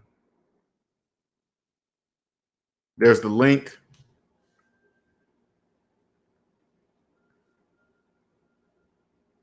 Click on that link. You don't have, oh, there you go. Sure. All right, hold on for a second here. All right, hello. Hey, what's going on, brother? Hey, what's up? Yeah, man, it's been a while since we've been trying to link up and figure out how we can display some of the stuff that we got going on. Okay. Yeah. I really want to, because you've been living this way for way longer than me, right? And I really want people to hear what it's been like for you, without being able to tell anybody. You know what I'm saying? Right. And go ahead. Yeah, so I've been basically living like this. I would say the last 4 years. I didn't finish paying off my house until last year, though, not last June. Well, which made see, that's big. That's different. You paying off a house. That's the reason why. How long? What about being debt free before the house? How long? Being completely debt free. Yeah. I've probably been living like this. I'm 42, at least since 34. Wow. And that's what I want them to be. What was it like to have to be? You couldn't talk to nobody about it. You know what I'm saying? What was that like? It's different because people just won't believe it, right? I mean, it's one of those things that people, I don't know, they if they don't understand, it'd be hard for them to understand, Right. Yeah. Now you couldn't go around telling people you were debt free, right? No, you definitely don't want to do that, right? I can't even tell my family. Not even your family. No, because then people will be like, oh, he has money, and so I'm not rich, but I'm well off, but I'm not rich. You know what I mean? So I can't have a whole bunch of people like asking me for all kinds of money. And that word "rich" that could mean many things to different people. When you're debt free, that word doesn't really even mean anything. You know what I'm saying? Right. That's a true statement. It doesn't, because everybody's version of rich is different. That's correct. So tell me this. So what was it like to actually make that last payment on your house and know that you own it? It was amazing. I mean, it's one of the things that, once you do that, you feel like the world is your oyster, right? Because now you feel like can't nothing happen. I'm not going to say can't nothing happen, but if you lose a job, you're definitely much more secure if you lose your job, right? So it's not zero, because obviously you still have to pay taxes, which is maybe 5 or 10% of. You're not comparing a mortgage to taxes, are you? I hope you ain't comparing a mortgage. No, you're not. But I'm just, some people just think that way, right? You want to give them the most information and the most accurate information as you can. It's not, obviously, you still have to maintain your house. You got to pay your taxes. But yeah, it's a fraction of what you would normally pay to a mortgage or to any kind of lending institution. Wow, man, that's good. Now, is there an actual title, or is that just a record in the city books or something? Yeah. Yeah, so they send you the title You can have the county keep your original title, or you can have them send a copy. So in case you lose it, there's an original somewhere. Now, what does the house title look like? What does the house title look like? It looks almost like a diploma. Yeah, I mean, sort of like that. I guess it would be. Graduation. I guess it would be. You graduated, man. Yeah. That's what it reminds me of. Wow. That's what it reminds me of. Yeah. Now, was that something you would put up on your wall or no? No, I wouldn't put. Unfortunately, like again, you can't really tell that many people. One, they won't understand it. Two, see, with me, it was when I bought my house, it was a remodeled house, right? So I paid full price for it, and I paid it off in 6 years and 11 months to the T. So right under 7 years. Wow. It wasn't a small mortgage. It was $330,000, right? It's not major like some of the other people, but it's not small either, right? And I paid it off in 6 years, 11 months, and yeah. Wow, that is just, man, that's my goal, man. That's my next goal, is that paid off house, man, because I don't even know what that feels like. I mean, to be on your block, right? And you're probably the only true homeowner on your block. That's correct. Now, I know that there's some people who are older who's been there. Right. I do contemplate and wonder if, because they obviously bought it way in the early days, right? So right. Potentially they could, but I don't think so, because a lot of my neighbors that I talk to, they always talk about refinancing. And as soon as I hear that word, I know they have a mortgage. It's like that's the giveaway. Like, oh, you refinance? Oh yeah, you still got a mortgage. It's so funny. They don't even know that in that moment. Exactly. They don't even know. They don't know. Wow. So yeah. So, but I mean, it's not a huge house. It's a townhouse, right? But it don't even matter, man. Yeah. It don't even matter. You own it. And plus, now tell me if I'm wrong. You kind of can tell, like, the people, like you own your house, and so you're going to keep the outside of your house looking good because you're proud of your investment. Absolutely. And one, you don't have all this money going towards someone else, right? And now you can actually live life how you want to live. So yeah, maintenance of your house is paramount, right? Like you want to make sure that everything is up to date, Now, is there anybody when you drive through your neighborhood, now that you're financially free and debt free, you can see the houses that are not maintained? They're either people that don't have the money to do it. That's correct. It kind of give a giveaway that person's in financial trouble because they're letting their asset go down the toilet, right? Yeah. That's an interesting one. I don't know if I would quote it as financial trouble. I know it's just not at the top of their priority, right? Okay. It's definitely at least we know.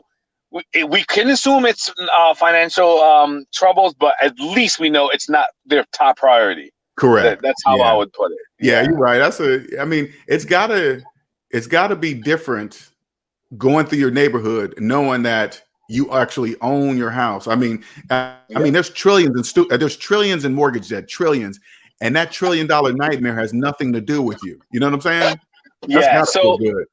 Yeah. So I did have. So I was.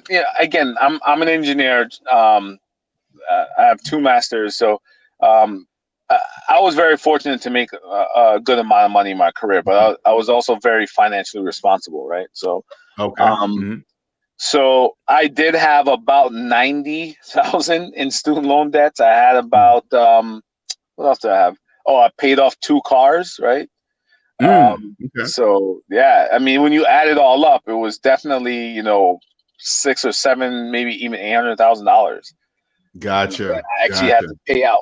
And if anyone wants to find out, this is how you would know really how long it will take you to pay off like a huge asset like a house, right? I wouldn't say an asset, but a huge item like your house, right? If you multiply your salary times 3, it's really like 3.5, but I say 3. That's how long it's going to take you to pay off that asset. Like, say for instance, Oh. if you make 80 grand a year or whatever, right? Mm-hmm. It's probably going to cost you 240,000. 8 times 3 is 24. So $240,000 to put 80,000 onto your actual mortgage. Mm-hmm. Mm-hmm. Only because every year there's taxes. Right. And again, with this velocity, I know that you're a big you're against this velocity banking thing, but it's true because people use these rounded numbers and don't include taxes. Right. You're like, oh, so I guess no taxes are coming out of your paycheck. Right. I guess there's no other, when they use that $5,000, they're like, oh, well, nothing else is coming out of your paycheck. Right. And it gives this perception like, oh, I have 5,000 spendable cash. Right. No, that's $5,000 is probably or most likely after, before expenses. Right. Before. So your spendable cash is probably like 3,000. Right. Right. Exactly. But people in debt don't know that. No, they don't. They think some other vehicle is going to save them when the only vehicle is them. Correct. It's just, wow, man. I'm glad you jumped on because I wanted to, because it's like this too. And this is what I was thinking about you too. I was thinking that you were probably, since you've been debt free all your life, right? And you really couldn't talk to anybody. I was wondering, since when I showed you my credit report, I was wondering if you thought like, damn, that's somebody I can actually talk to now about this. I can show them something because I guarantee you, I'm probably the only person you ever showed your credit report to.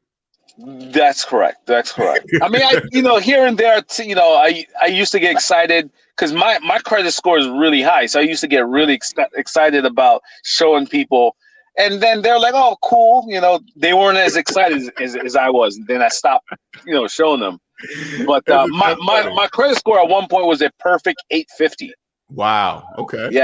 Yeah. Wow. Okay. But people were like, oh, they're like, oh, okay, that's cool. No one was really excited. Like, well, the reason why it's 850 because of the job he has. He's an engineer. No wonder, because he makes a lot of money. That's people in debt. Right. When it really has to do with the ability to, handle your own finances. Yeah, right, man. Well, I mean, I thought it was cool to be able to connect with somebody that's already been doing it for years, right? But I had to speak the right language for you to even entertain saying, "Hey, look, LJ, here's my credit score and here's all my zeros." You know what I'm saying? You got that's true. You'd have to know I was speaking the language to see if I was full of crap or I was for real. And math never lies. So it's just awesome to talk to somebody that's been doing this for. Now, ask me, did you teach this yourself, or did your mom, dad, or did you just? I got it from my grandmother. She it's funny because the older generation always know what to do. Like my mom was still trying to, and my dad was trying to figure out, how to do things. But your grandmother knew, like, oh, you just need to sock away money. You need to save. You need to, pay off debt. It's very clear and cut. But as technology and time goes, these things don't become as clear cut. Right. And then you hear all these people, especially if you're on a financial journey to try to pay off your debt, you'll hear people say, "Oh no, you're better off, putting your money in the stock market, or you're better off doing something." So you get confused, like, "Oh man, what should I really do?" You hear words like opportunity cost, a lost opportunity cost. You're like, this is how I explain to people who are interested in understanding how to pay off, like especially something like a mortgage, right? It's not about opportunity cost. Like I could have made 3%. I could have made better than 3 or 4% somewhere else. That's completely not the way how you should look at it. It's about like the percentage of your mortgage. Where can you in the stock market, right? Think about this. Right. So hear me clearly 1 second. So think about this. Like if your mortgage is, let's use rounded numbers, $1,000, right? And your interest cost for that $1,000 is $700, right? where in the stock market can you get a consistent $700 per month? Because the $700 is the cost of you not having that money. Right. Exactly. Right? Yeah, So I know. So don't look at it like, oh, I could have made 3 or 4%. I mean, I make my mortgage is 3 or 4%, but the stock market or real estate investment is giving me 7, 8, 10, 12%. That's cool. Right. But if you want real numbers, look at your mortgage statement, look how much you're paying in interest, right? And tell me what investment can yield you that much money per month, like consistently and for sure, guaranteed, right? Now let me If I ask pay you off something. my mortgage, if I pay off my mortgage, that $700 is definitely going in my pocket. Exactly. But how many people can you tell that to, Shell? Zero. Zero. Exactly. I can only come on this channel and say that to people. I understand exactly what you're saying. And I even simplify it even better. I go, hey, man, all you got to do is just, if you want to make money, do the opposite of the majority. The majority of people have mortgages. If you don't, that alone should tell you how much money you'll be making. I mean, your house is guaranteed retirement. Guaranteed. Guaranteed. Yeah. Guaranteed. Yeah. Man, and people don't even know that. No. They don't look at it as saving $700 constant. They don't look at it that way. No, it's saving the amount, because remember, your mortgage is front loaded, right? It's front loaded with interest. So that means for the bank, it's an investment for them, because every month your mortgage is $1,000, but the interest that they're cashing in is $700. Right. So $300 is going towards the principal. So where in the stock market are people making $700? $800? Nowhere. You've had to invest an incredible amount of money. Yes. And at that point, you're financially free anyway. So it's a moot point. Right. It's a moot point. Yeah. Yeah. That's, you know what? But you can't. That's, and that's why I keep telling people, Shell, what you're saying, you got to understand, it's a different language. We're speaking a different language.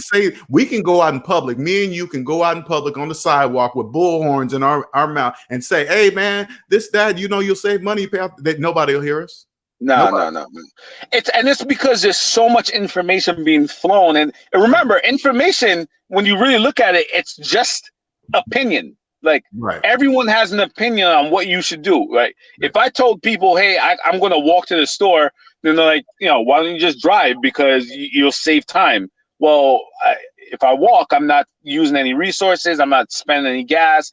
So everyone has an opinion on how to execute something. Right. Everyone. Right. So if you allow all these people's opinion to cloud your judgment, you'll never make a solid move for yourself. Well, plus a lot of people, they can do this. People that tell them, don't pay your house off, invest, right? All a person has to stop and do is say, hey, man, do you own your house? And they say, no. That's why they're telling you to keep your house. Yeah.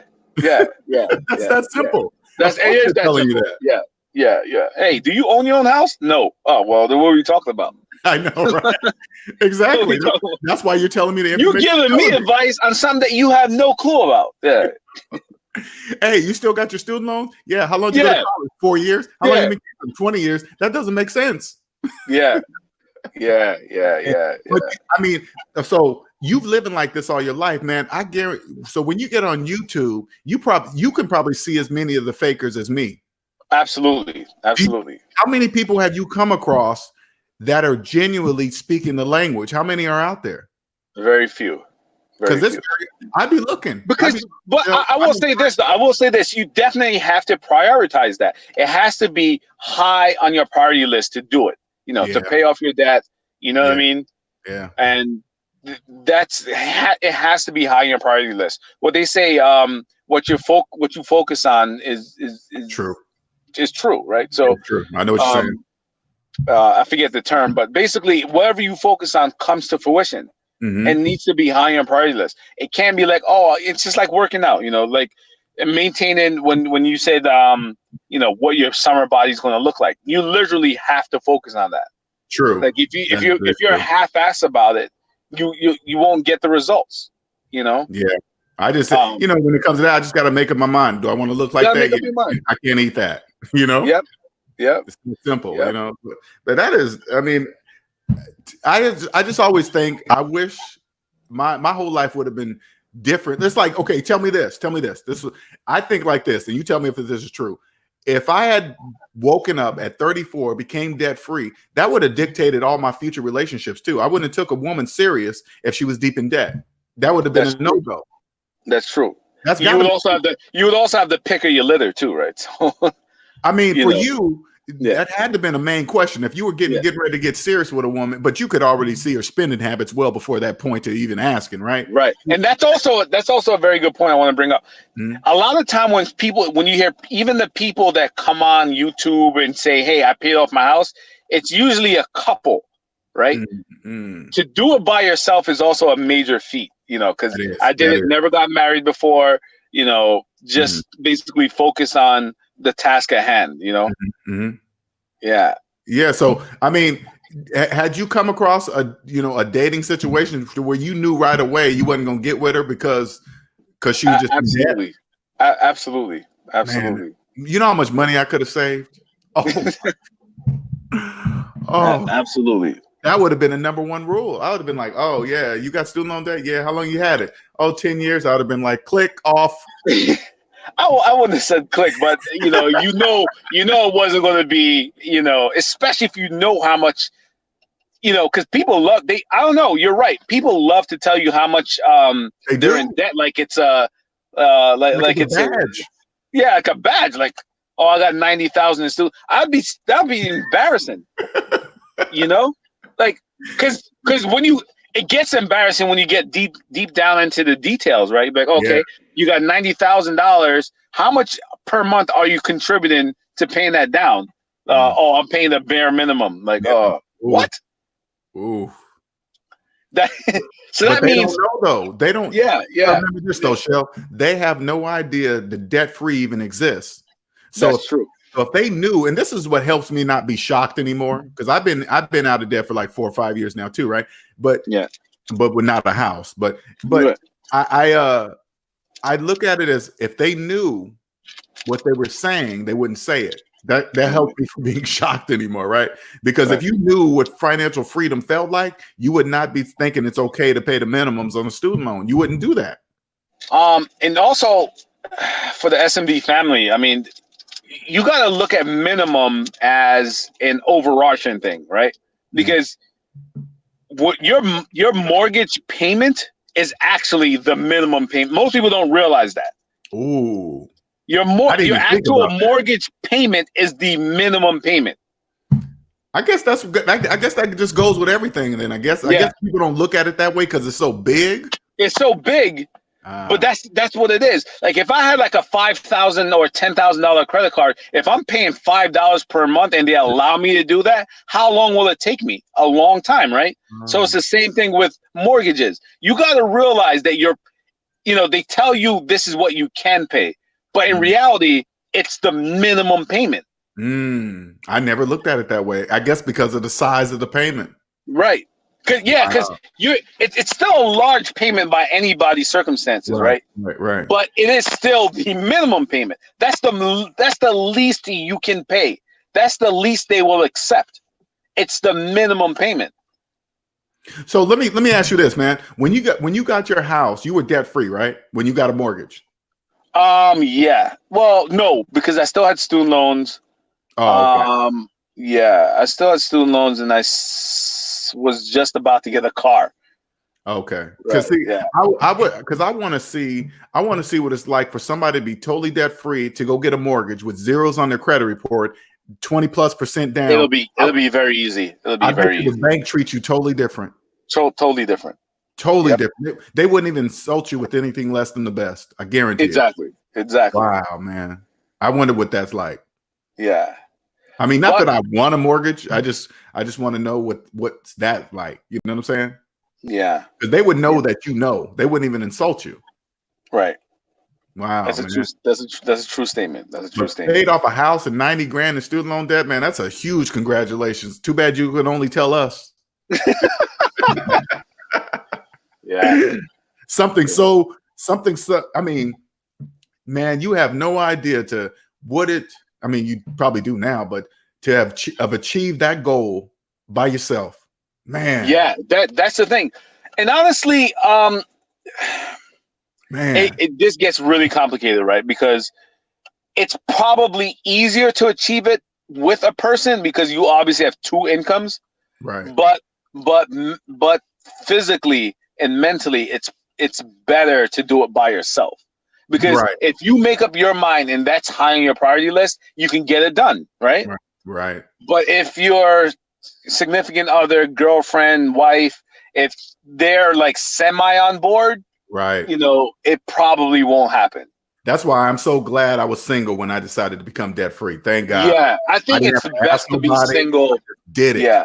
Just make up your mind. Say, this is what I'm going to do. This is where my money's going. Now, I didn't have to convince another grown person that exactly. They don't know how deep in the matrix they are. And if they're deep, oh man, that's the problem. Right. Especially, again, how many examples do you know of people have a paid off house? Very few, right? Very few. So it's not going to be natural for someone to be like, yeah, let's both do this. Someone's going to say, well, everyone has a mortgage payment. Everyone has student loans. Everyone has credit cards. No, no. And your life will be much easier when you don't have these things. How do you convince, and this is, and check it out. And this is why this is why my niche is, I keep telling people, the followers, SMD family, why this is going to grow, but this niche is hard. This is for sure. This is even, to me, honestly, it's unconventional. Yeah, it's unconventional, right? This is almost bigger than a house. Okay? Yeah. I'm trying to be like Dave Ramsey or bigger status, right? But I'm going against something that most people don't even know exists. No, they don't. Because it's not in their vision. It's not in their line of sight. When you go sightseeing, right, you may notice the mountain in front of you, but there's like 10 other mountains. It's not in their vision, know? Right. So if it's not in your vision, you won't know anything. So it has to be high on your priority list, and it has to be something that you want to do. It has to be. I just thank God I was alone, man. I ain't gonna lie, because I would not have. Yeah, I mean, think about it. If you had a wife or a girlfriend, and they didn't believe in it, you wouldn't be as successul as you are now. I mean, the woman I'm with now, I asked to see her personal credit report. She thought, you have to. Yeah, in 2020, people don't realize this is not only a new year, but it's a new decade, right? Sure is. In this new decade, if they're not on the same page with you, it's never going to work. And how old are you now? I'm 42. Oh man. Yeah. God. Yeah. I woke up at 4. Hey man, I'm happy I woke up. I woke up at 40. I'm happy because I think check this out, Shell. Had I not, because 50 is the deadline. 50 is like, if you ain't woke up by 50 and you're deep in debt, ooh, you're gonna have some problems. But if you think about it, LJ, it's not. It's hard for the average person to wake up because most people get married at like 20, late 20s, 30s, and to come up with an idea like, oh, I'm gonna wake up today, hey, I think I want to be debt free. No, it doesn't work. It's very hard. You kind of need to be alone and then bring someone in. I'm glad you said that, because when I woke up, I didn't wake up like, hey, this is the problem. It's debt free, Right. That didn't happen like that. I just remember that something was wrong. Right. I couldn't put my finger on it. And I just had to start Googling stuff. And I just happened to come across Dave Ramsey. And basically Dave Ramsey said, hey, if you want money, you just put math on your finances and you'll win. I was like, it can't be that easy. Mr. LJ Young, computer engineer, cloud bloggity blah, smarty pants, didn't know that. It was just crazy. Once I applied that, I was gone forever. Whole life changed. Yep, for sure. Yeah. So I don't know. Especially for your young listeners, like if you're going to do it, you got to make up your mind early, right? Mm-hmm. Because again, once you get involved with someone else, if they're not on that same page, it'll be a goal that you will not achieve. Sure, right? Won't. Yeah, you're right. Because imagine if you have 2 paychecks coming in, right? And one person is bent on let's get out of debt. So one person is shoveling all their money, into paying off debt, and the other is like, I'll pay the minimum here, minimum there, and we'll coast here. It'll Right. never match up. No, it'll never It'll work. never match up. The math will never make sense. It'll never make sense. And then Right. if you happen to get across, say like that happened in a couple, and one did pay off their debt or whatever, right? The other person would believe they have more money to spend.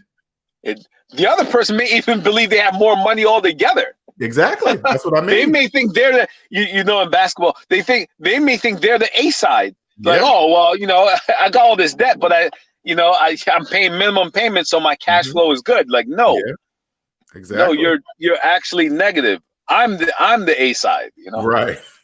Yeah, man. This is I really admire somebody that has been living like this for a while, but I just think, man, that must have just been horrible. You see your friends and family going. I mean, it gets very personal because you can't do nothing about it. Oh, that's got to be horrible. Yeah. It's funny because my sister's going through the same thing, so it's just like, oh, how do I try to pull her out of this?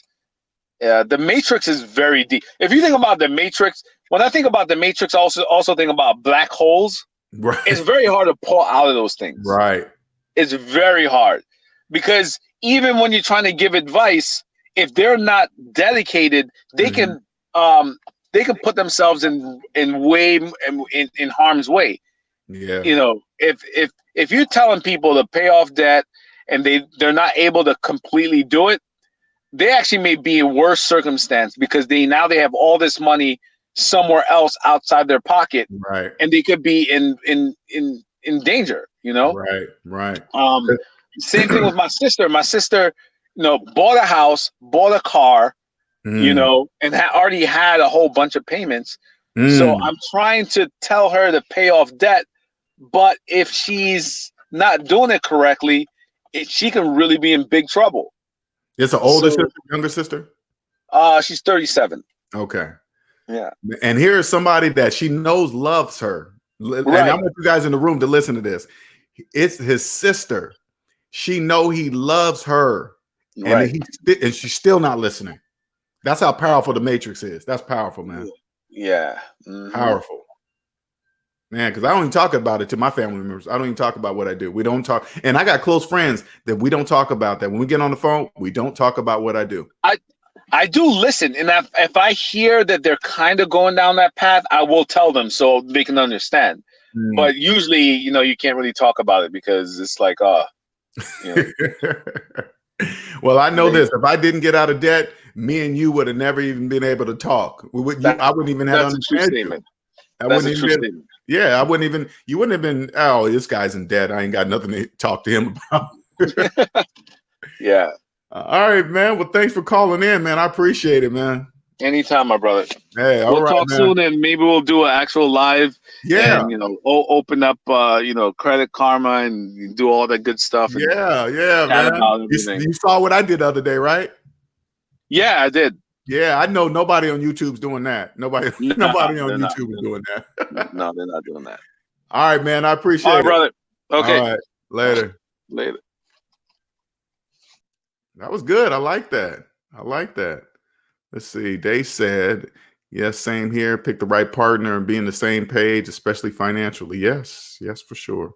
They said, LJ, thoughts on moving to a lower cost of living city from a major metropolitan area with city and it counts on your money. I mean, you're out of debt. You really can live anywhere you want. You don't have to worry about the cost of living in places. That's just, if you're thinking about stacking your money faster, great. But I'm assuming, I don't know what you do for a career, but you're in a major city. That means you make more money. But when you're out of debt, that means your money stacks faster. So it won't even worry about that. At Day, watch the. Okay, she's talking to Day. BK from the Rock says, "Good job. I've come really close, but never got perfect." Huh? Once you get out of debt, BK from the Rockets, you won't even really look at credit scores like that to get. I mean, don't get me wrong. It's cool to see it, but when you're out of debt, it's like it impresses other people that want perfect credit scores, right? So NC Big says, I'm missing good stuff. Yeah, this is one phone call with Shell that you want to, because he's been debt free longer than me, and he has a paid off house. So he's at we speak the same language, but financially he's at a different level, because the paid off houses, that's guaranteed income. I hope you guys are listening to the breakdown. Basically, what he's saying is really called phantom income, okay? Because people in debt can't see that. They can't see that no other vehicle inside of the stock market is going to give you $700 constantly on returns. That's not going to happen. This is guaranteed when you have a paid off house, guaranteed, because you have a house. You're not paying you're not giving it to the bank anymore. You own the house. They said, I'd walk away from the table. You got how much in debt and you still spending, sir? No, no. See you later. Bye-bye. I always tell everybody, if you're new to my channel, the woman I'm with right now, I've been with her for 3 years. When we got together, I asked to see her personal credit report. She thought I was joking. I said, this is not a joke. I really want to see it. But then again, I already knew her spending habits when I came across it. Once it gets to that point, you already pretty much know, because people in debt speak debt, they do debt things. So you know way ahead of the game. You're like, ooh, you got a car payment. Oh, you financed that cell phone. You got student loans. You're like, okay, this person's deep in debt. And you just want to hear to see if they're going to be paying that off or they're just going to live with it. Kurt Wagner, what's up, man? I believe that you pay more in interest on the front end of a mortgage, which is why they try to get you to refinance when you're in the middle of the mortgage, because then you're paying more on principal and the banks knows they will make less. Well, you got to remember this too, Kurt. The banks already know your entire financial situation. They already know it. Because when you fill out a credit app, right, for just say like a mortgage, I bet you in their paperwork, they also have permission to check into your credit every few months, every 6 months, once a year. I guarantee you they have access to keep checking. They're checking to see how much debt you're in. And then when they see, they can go by a person's credit report and see if they're in really bad trouble and if they own a house. That's when they start shooting things out. Hey, refinance your house. You can get a good interest rate and this and that. And the person in debt believes that they refinance their house, that's their equity. They can pull it out and then they can pay. People in debt think that, but they don't really realize they're just wrapping them back up in another 30 years. So say like they were in the house for 10 years, they refinance the house at 15, they just push them back to 30. So the person in the debt matrix believe, one, they got this extra money they can have, and now they got a lower monthly payment.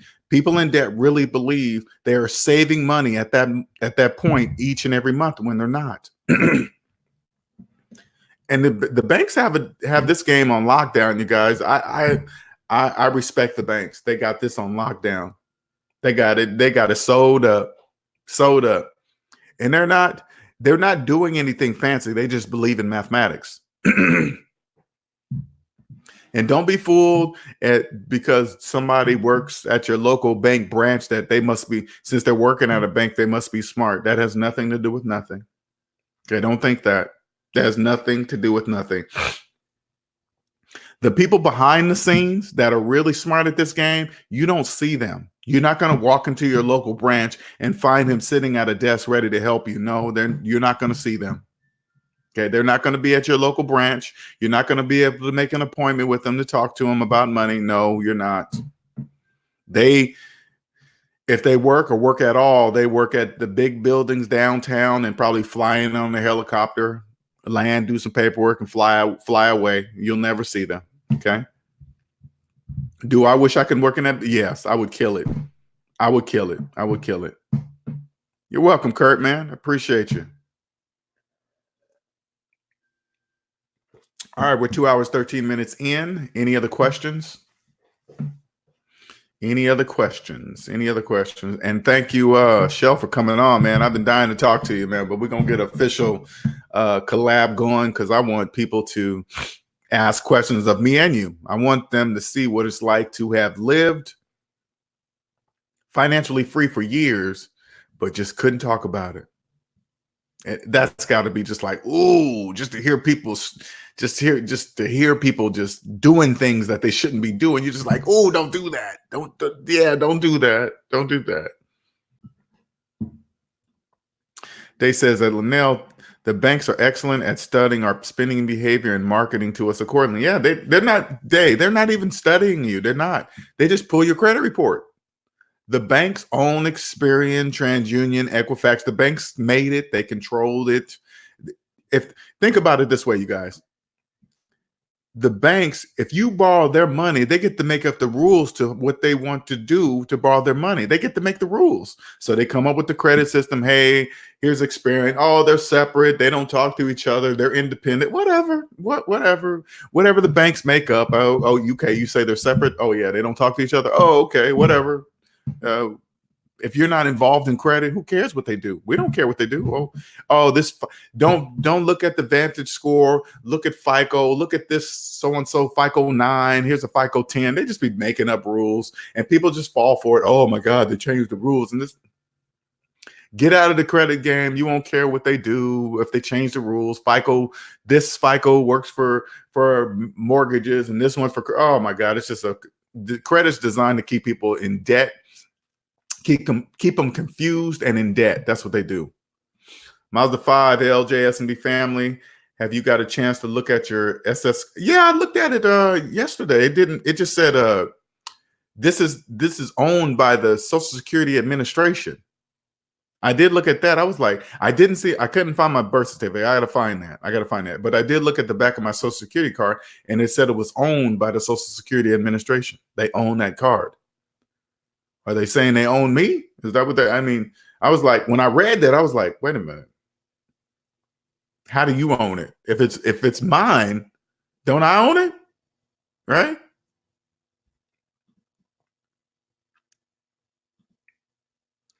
See you later, Nicer. Have a good one. Mazda 5 says, and birth certificate is a bond traded stock market. See, I gotta read the back of my birth certificate. I gotta look for it now. I don't even know where it's at. I mean, I have it, but it's somewhere around here. I just moved from Seattle down here, so it's packed somewhere. I know it's in them boxes somewhere. Man, the birth certificate is a bond. You know what? I probably just get online. I could probably just look on the back of a birth certificate online. I'm sure somebody posted it. I'll do it that way because it's got to be the standard across the board. Everybody's got to say the same. But any other questions, you guys? Any other questions before we get off here? This is Q&A Sundays. This is for you guys for me to answer any and all personal finance questions that you may have. Free 30-minute consultation, scrolling there at the bottom, savingsminusdebt.com for a free 30-minute consultation. Mazda 5 says, I read the memoir of F.D. Roosevelt. It's in there. Really? Really? Interesting. Oh, you have piqued my interest in this. But once you get out of debt, you really can see there is a hierarchy. You can see it. It's clear. I mean, even growing up as a kid, when I found out I had a Social Security number, I was always curious. I was like, we have a number? But there was nobody to ask to say, what does this number mean? I mean, why do we have numbers? I mean, you watch prison movies and each prisoner has a number, right? So they're able to keep track of who's who. They don't even go by their names. They just go by this number, right? And everybody has one. Now you get out of prison and you in the regular world, we still all have numbers. Why do we have numbers? Once you get out of debt matrix, you can see, oh, it's part of the bigger puzzle. That's why we have numbers, because we got to keep track to make sure everybody's contributing their fair share portion inside of the whole economic system. That's how they keep track of everybody. Because if they couldn't, people in debt are greedy. The majority of people in debt are naturally greedy, trying to hoard, because they believe people in debt don't realize money doesn't exist for them. That's why they're always trying to hoard the money. It seems like to them that there's not enough, clearly, but the mint can print as much money as they wish. That doesn't even make any sense, right? You're thinking, oh, money's running out. No, all they gotta do is press the print button and they just print more money. It's man-made. It's made from paper. They say, oh, okay, let's print some more money. There's endless amounts of money. Money's not scarce. Yes, it grows on trees. It's paper, so it does grow on trees. So I know people say it doesn't, but it does. Okay. Hyphy says, if you look at the back of your birth certificate, it tells you that you're simply stock owned by the federal. Hmm.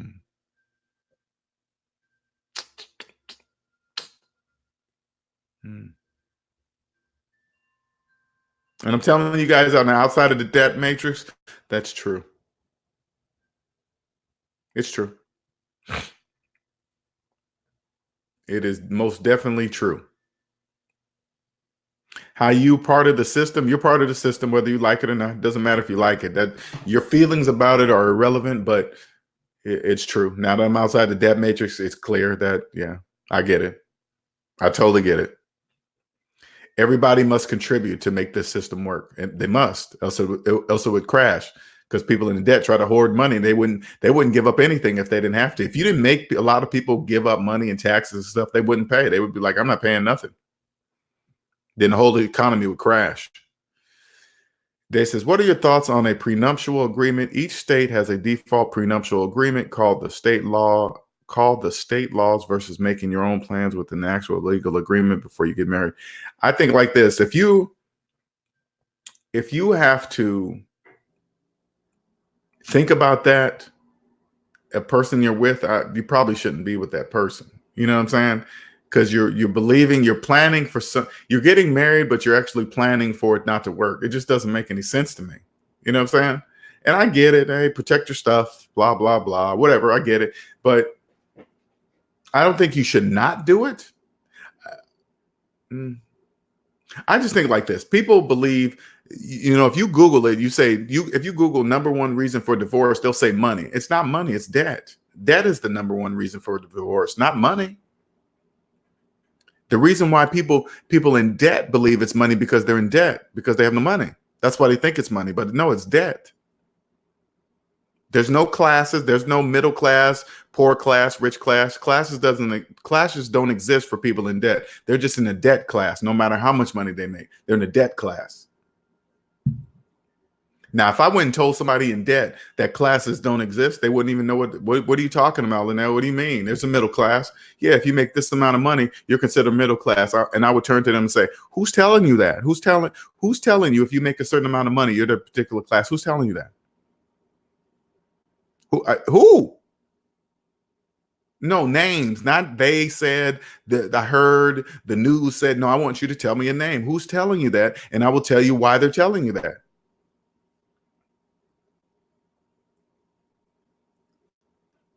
And Mazza, how many people don't know? I didn't know this stuff until you guys were telling me. Never once did I. I mean, when you guys tell me, I believe you because it makes sense. And through the whole economy, it makes total sense. Kurt Wagner said, I heard 2 days ago that the national debt grows by $40,000 per second. Yeah, it probably does. But you know what's funny, Kurt? Whatever. That has nothing to do with me.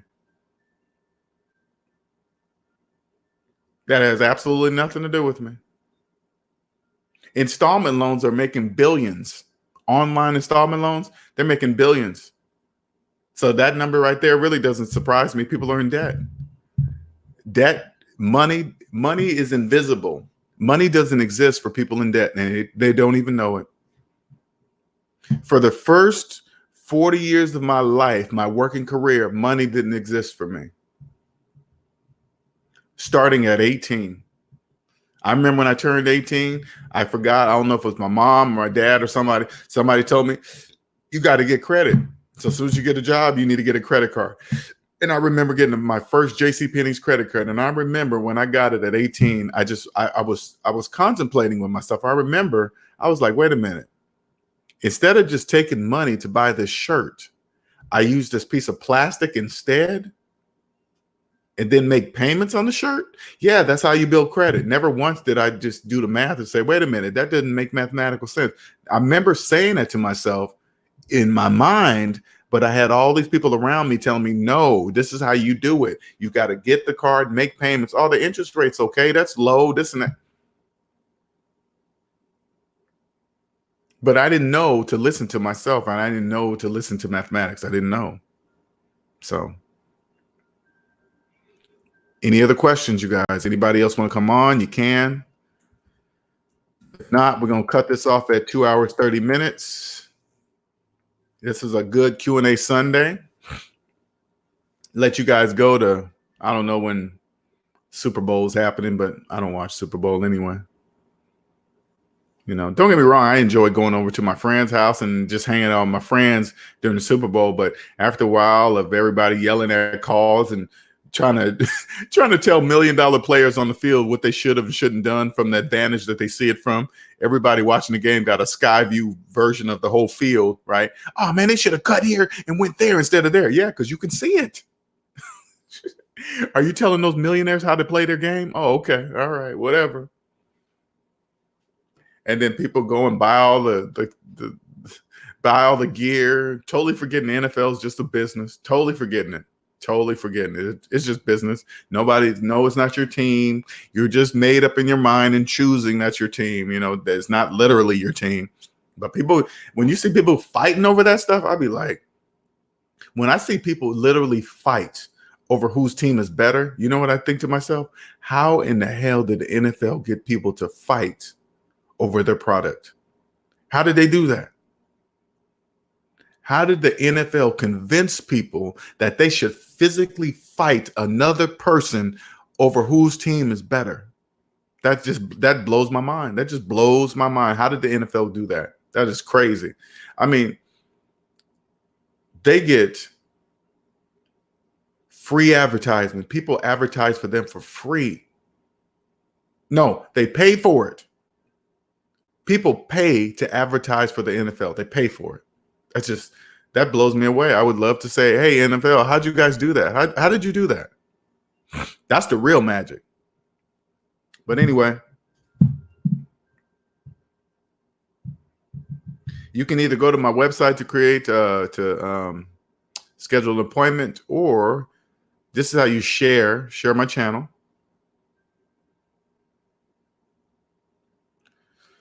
Send me an email. You can schedule an appointment there, and I can put it on the calendar for you. It's totally up to you. Let me know. All right, we got about 4 minutes. Any other questions before we get off here?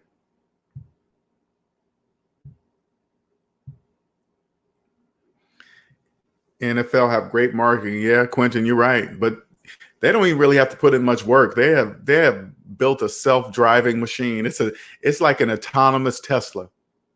They don't even have to have their hands on the steering wheel anymore. It doesn't even matter. It's like, I remember I was watching some show about the concussions in the NFL. You think that's going to stop? That money. I can't even imagine. They don't really talk about it much, but can you imagine the body of an NFL player after their career is done? Their body must just be totally totally thrashed. Because I think about it this way. I remember I hurt my knee playing football outside, right? Just playing regular football outside. I remember I hyperextended it or something, just playing regular football. I never played professional, not professional, but just, league type. My knee hasn't been the same since. And that was just a simple injury. Can you imagine getting repeatedly just damaged over and over again? Your body must be shot. It must be shot. And how you gonna live? How you gonna enjoy all that money you made while you're in pain? It just, I don't know. Quentin says the lowest ticket price at the Super Bowl is $5,000. Oh my God. That just blows me away. That just blows me away. $5,000 for a ticket. That doesn't include the money to get there. The hotels around the Super Bowl are jacked to the top in pricing, water, everything's jacked up. Food, everything. Can you imagine? And the majority of those people are doing what? They're charging it. Because 85% of Americans are in debt. So how many you think everybody that goes to the Super Bowl and they get on Facebook, hey, I'm here, look at me, look at us. You think they're doing it while they're doing it debt free? No, they're not. They're in debt. And they're going further in debt so they can show everybody else that they're in debt going to the NFL Super Bowl. Now, I'm not saying if you're a football fan, if you're financially free, go. You can drop $5,000 on the ticket because you have $5,000 to drop on the ticket. Enjoy yourself, live it up. But if you ain't got the money, don't go in debt for it. It's not worth it. For a day, for a few hours, no. All right, you guys, we're gonna wrap this up. It is 2 hours 30 minutes. Thank you, everyone, for joining this Q&A Sunday. And again, keep email me for some topics that you guys might want to talk about that I haven't talked about, because I'm starting to run out of ideas. So just let me know, and you guys let me know, and then we'll make it happen. Appreciate you guys all. Have a good day, SMD family. Day, thank you for joining the SMD family. Much appreciated. It says, Quentin says, yep, the average fan of the Super Bowl is average working class. Yes, it is. Yes, they are.